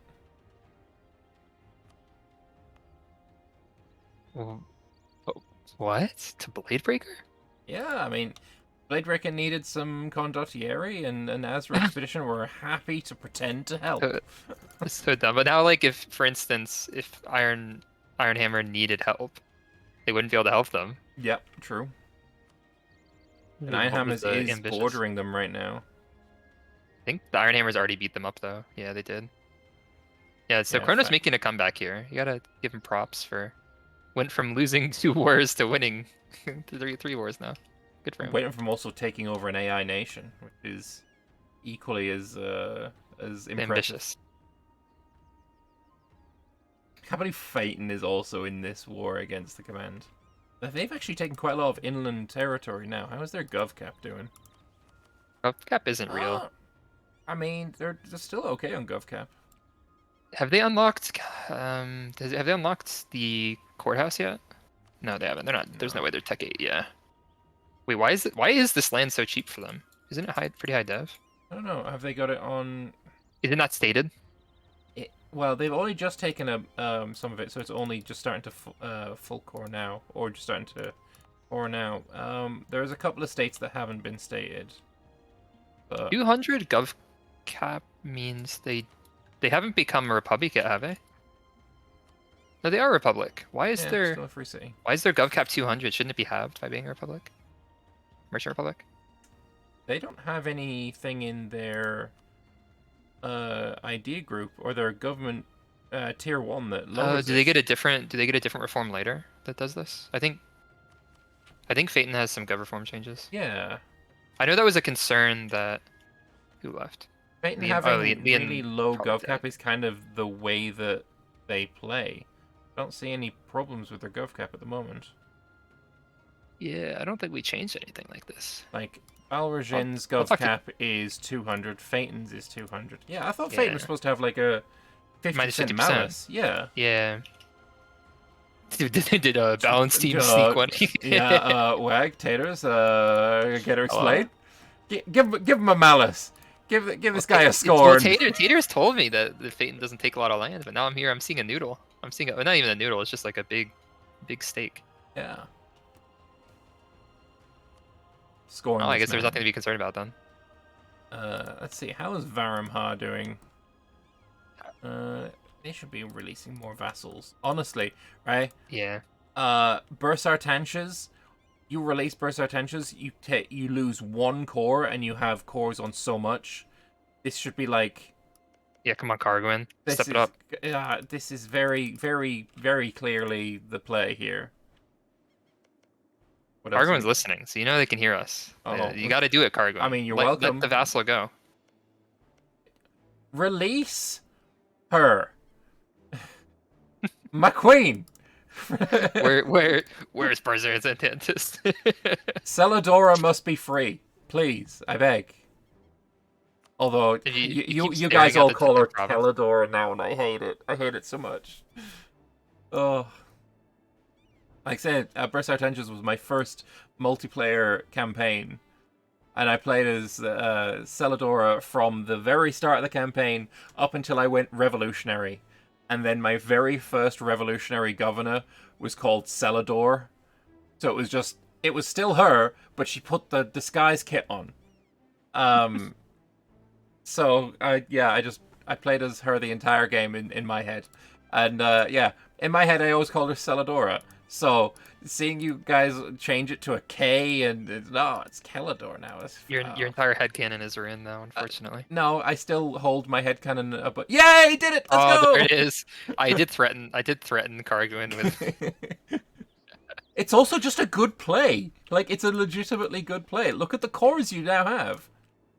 Yeah, now you have free CB on the world, pretty much. That's practically the rest of the world to you. Like, a war against Azka, Evran, and Earlium, you could benefit. Oh my god, Zaka. Poor Zaka. Look who they spit out. They had some fat rebel problems. But I've never seen Sirusham before. That is a new tag to me. I did threaten Varamhar with I did in fact just help Kargwin power game. Yeah. There would have been a pestilence on their people if they didn't power game though, so. Yeah.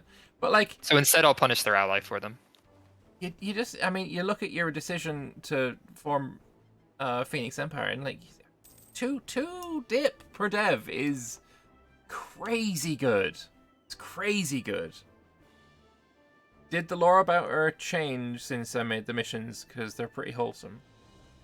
Wait, is she shitty ruler? I don't feel like she is a shitty ruler. I feel like, I mean, under my tutelage, she was kind of fucking based ruler. You had the AI form Phoenix Empire on you lately. I've seen that happen a lot. How much money Verkal Gulan makes? Oh my god. I mean, how much is that? Yeah, 28 dip production dev on a gold mine that has... you gave them abundance for +1? What? They were the only team I hadn't given a boon to this game, so. That's crazy. And he has the Citadel Delve for +3 local goods produced. That's why the +1 is less impactful, because that's just an extra 4 dev. This is... For 5 dev. That's crazy. I just wanted to see their inflation rise. What's their inflation growth now? Flat. Oh wait, no, I'm on the wrong tag. Okay, I was about to be like, no way. Plus 0.31 a year. Yeah, that's a pretty fair bit. I think they're actually buying it down. Yeah, I mean, it's only 43 to buy it down, because they've got merchant guild bookkeeping, which is great. Celadora is I'm not going to pronounce it Celadora. I don't care how you spell it. You're wrong. Very effective administrator and ruler. It means she knows how to get maximal efficiency out of war crimes. She's an elf. She's loud. You leave my queen alone. Rest of the Sun Elves are just imperialists. Celadora is an imperialist and also intolerant. Even when it was Celadora, it was pronounced the hard K. Disagree. I mean, I don't care what you say. I disagree.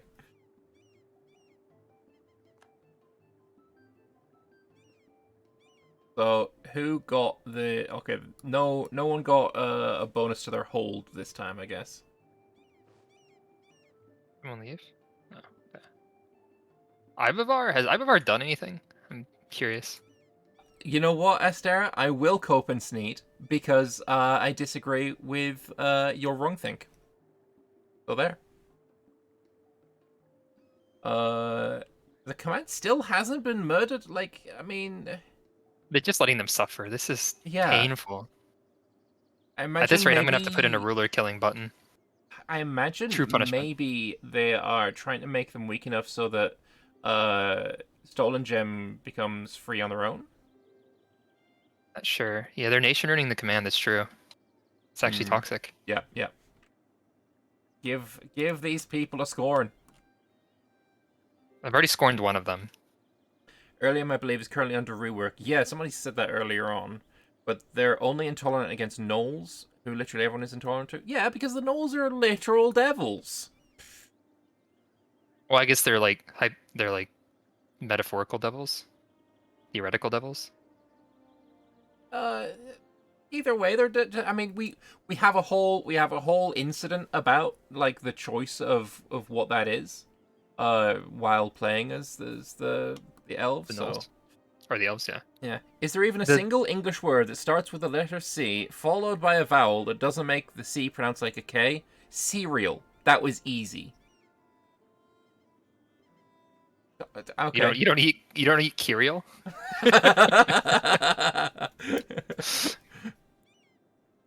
Yeah, I mean, I'm pretty sure gnolls are like the closest thing to ontologically evil in the mod, to be honest. And I actually don't really like that. I don't like that gnolls are like just built evil. maybe as Jakuma as well Here we go. could fit into Yeah, that so category. what you were saying before, this is the province event. There's two of them. We split them up because they're too long. Where should we be looking? Oh, you missed the event. Oh. I guess if you tag to me, it's still up on my screen. I don't know if you'll see it or not. Nope. I don't think you see things unless they pop while mine. Yeah. Yeah, unfortunately. No. How did I get picked for this? I disallowed myself. No. SMH, the cheating going on by these angel wannabes. Someone got like a letter from heaven or something, and told them the development of heaven. I actually don't know how this picked me. Oh, I have to fix that. Anyone have it open still? Oh, there we go.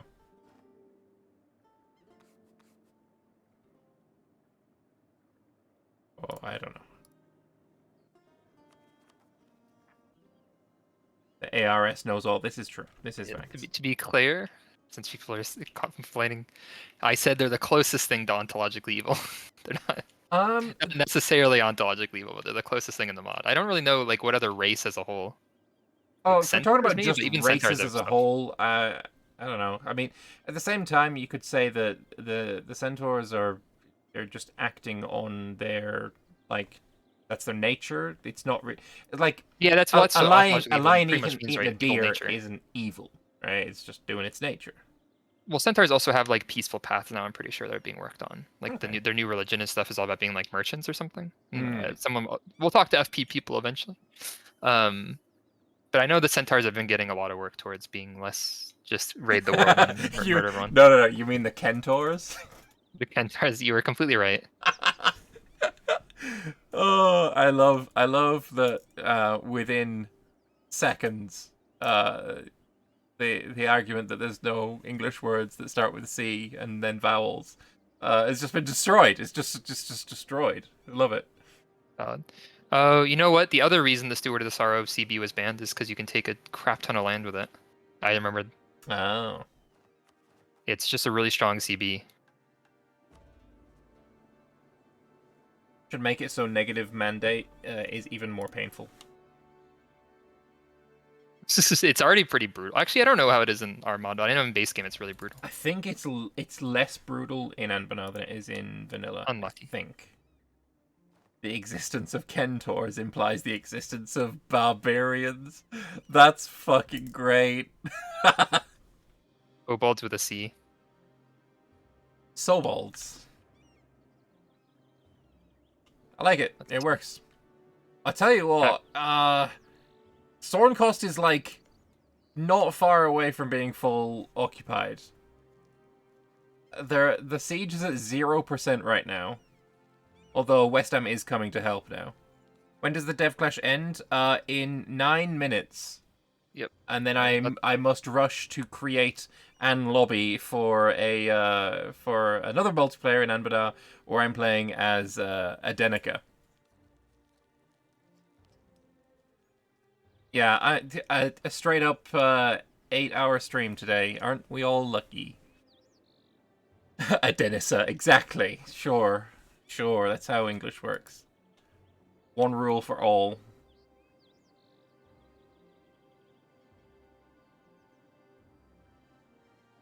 Looks like Nolikaz is being murdered by a coalition of players as well. Give that Noel a buff, clearly. You're completely correct, though. I think Nolikaz does not have a chance at all. 16k troops. Yeah, I mean... Their enemies have more troops. It's not a place True. to be. And they've got rebels as well. It's Jover. Oh, the Bashidi formed. You're gonna have to point me in the direction of what? Southeast. It was Baraga was. Oh. The white tag. Yes, Emoji Bashidi. Very cool. Oh, that's a nice flag. They have new ideas. Advisors and ships, naval engagement, and more ships, and ship stuff, and admin skill, and tech, trade, artillery fire, I like that, and national manpower. Bashidi Ha Nulatu. Indeed. Very cool. You say artillery fire. You know who has artillery shock in their nation? Wait, do the elves of the Deepwoods get artillery shock? No, I do. Oh, you do? Oh god. Yeah, come on, it's heavenly cannons. Definitely gonna use it. Oh, you should look at my governor form, not my ideas. My governor form. All power cost, war tax cost, artillery shock +1. Gosh damn. I think +1 is still like extremely weak if I remember Oh correctly. yeah, I mean, I think I have to go like +5 to actually be OP, but because I know there was a submod for Anbennar that changed it so for the Deepwoods for Sirenvar, it removed all of the fire pips from cannons and turned them into shock pips instead. So they had like super shock ballista. It's kind of cool. No, for the so for the formable, I guess you were talking about interconnectivity before. So the last 5 minutes I can talk about future content. Sure. So the F5 formable, I'm sure you know it exists to some extent. Yeah. Araya, its mission tree is the design or like the themes were approved, so now it needs to go through obviously the like actual diagram process, etc. Yeah. But one of the themes for it is going to be invading Canor and other places via like Nidus Worm style invasion, where you like have roots come out of the ground on those continents, and your troops actually grow on those continents. Cool. So it's gonna use teleportation, pretty much. That's cool. It won't be like Deepwoods with the canals. It'll be just teleporting your army over. Okay. And probably some rebel stuff. But you're spreading the roots to the world and like decolonizing and de-deving the world as you go. Nice. And the other part is they are going to have no artillery damage. So they're losing all their fire damage, more or less. That's going to be very tough for them in the late game. Most of the damage comes from artillery. That's kind of the point, right? Is like their artillery should only exist for sieging. So it's not disabled, but so they still have them for making forts not completely miserable. Right. But they also won't they'll take massive naval attrition. So you can't actually like swim across the ocean. You have to rely on the actual invasion process, or incursions as we call them. All right, that sounds cool. Who are the canon, players by the way, I guess in I should... the New World? There will be an Eltican and a Larenka, but Correct. both neither of them are here. Yeah, their Both AI did well. great. Both AIs did pretty well. I mean, Larenka kind of always wins. Yeah. But yeah, so the Araya mission tree is not canon. I have to say this every time because people are like, really? This happens in canon, the jungle? Nope. Clearly, this is canon, though. Yeah, you definitely don't become, by the end of the mission tree, completely swallowed up.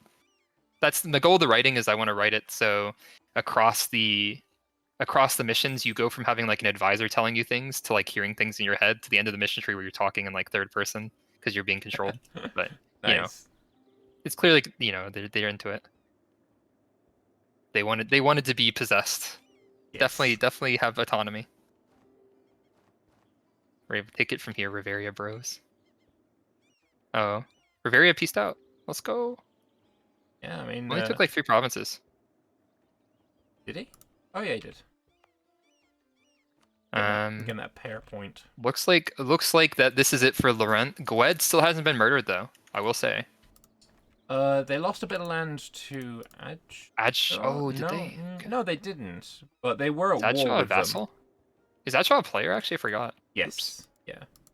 Adj took a bunch of land from like Westmore's Selmaldor kind of thing. Not Westmore's, Gotcha. but Selmaldor and Greenscale. With the help of Oh, it's Arboran. almost time for another gacha. I hope people have been doing the thing. Let's look at the tickets. People haven't been quite invested. What's up with this? They were busy doing other stuff. Getting murdered, it looks like. Yeah. Alright, yeah, let's get a gacha before the end, and then we'll see who Well, wins. I actually have to close this to do the button, but you can see the winner from my POV. Yeah. I'm gonna say gacha in 1 minute. That'll be right before the session. Busy getting gimped by the host. Who said that, Ellie? Or... someone in chat. I don't know if they're one of the players or. Oh, busy getting gimped. Yeah. Hey, I only gimped one person, and they deserved it. I don't know all of the devs' names for their Twitch accounts. Some of them are different. But I can't say for 100%. True, that could be Ellie for all we know. He has a hidden Asian. Abdel Tung, you're kind of big though. Yeah, doing all right. Just a watcher, okay. Yeah, Tungar having the islands as well is a big win for them. Hopefully, next week we will see more fighting between players, like proper player wars. Why aren't they fighting? Why is he not fighting Azcavern? Come on, Cargwin. Yeah, that should be a thing. I guess maybe they're waiting for the investigation. I don't know. Getting you don't need that for recon. 1v1s is nice. The Mithril Dwarves sure formed? Pretty free dub though. Nope, they don't. Well, Earlium's pretty strong actually. Never mind. Thank you for the gift subs, Memsy. Appreciate it, man. I have gotten how many is it? 85 gift subs from Mimsy today. This is actually kind of wild. But yeah, thank you so much, man. Appreciate it. How many gacha tickets is that? Oh, I feel like that's a lot. Yeah, that's a lot. Alright, it's the gacha time. I'll pause for it. I need to unpause for one day because it's actually on a pulse. There you go. Telexameni one. What are we giving them this time? The Uncanny Onyx. Okay, I guess we see next week what that means, huh? Not end of session. It's just... There's no way you did 100. You crazy dude. Oh, okay. That's thank you so much. But yeah, I guess are we ending here or they might wait for the year tick. I guess that's fair. Okay. End of year. Yeah, sure. Let's see. Oh, I guess Chrono. So Chrono, you can sacrifice Dev. Click on your provinces. As long as you have a province, you can participate. I mean, I feel like if it's your only province, you might want to hold off on that. But yeah, I mean, you got 27 dev that can be sacrificed. Hey, Gacha did get shit.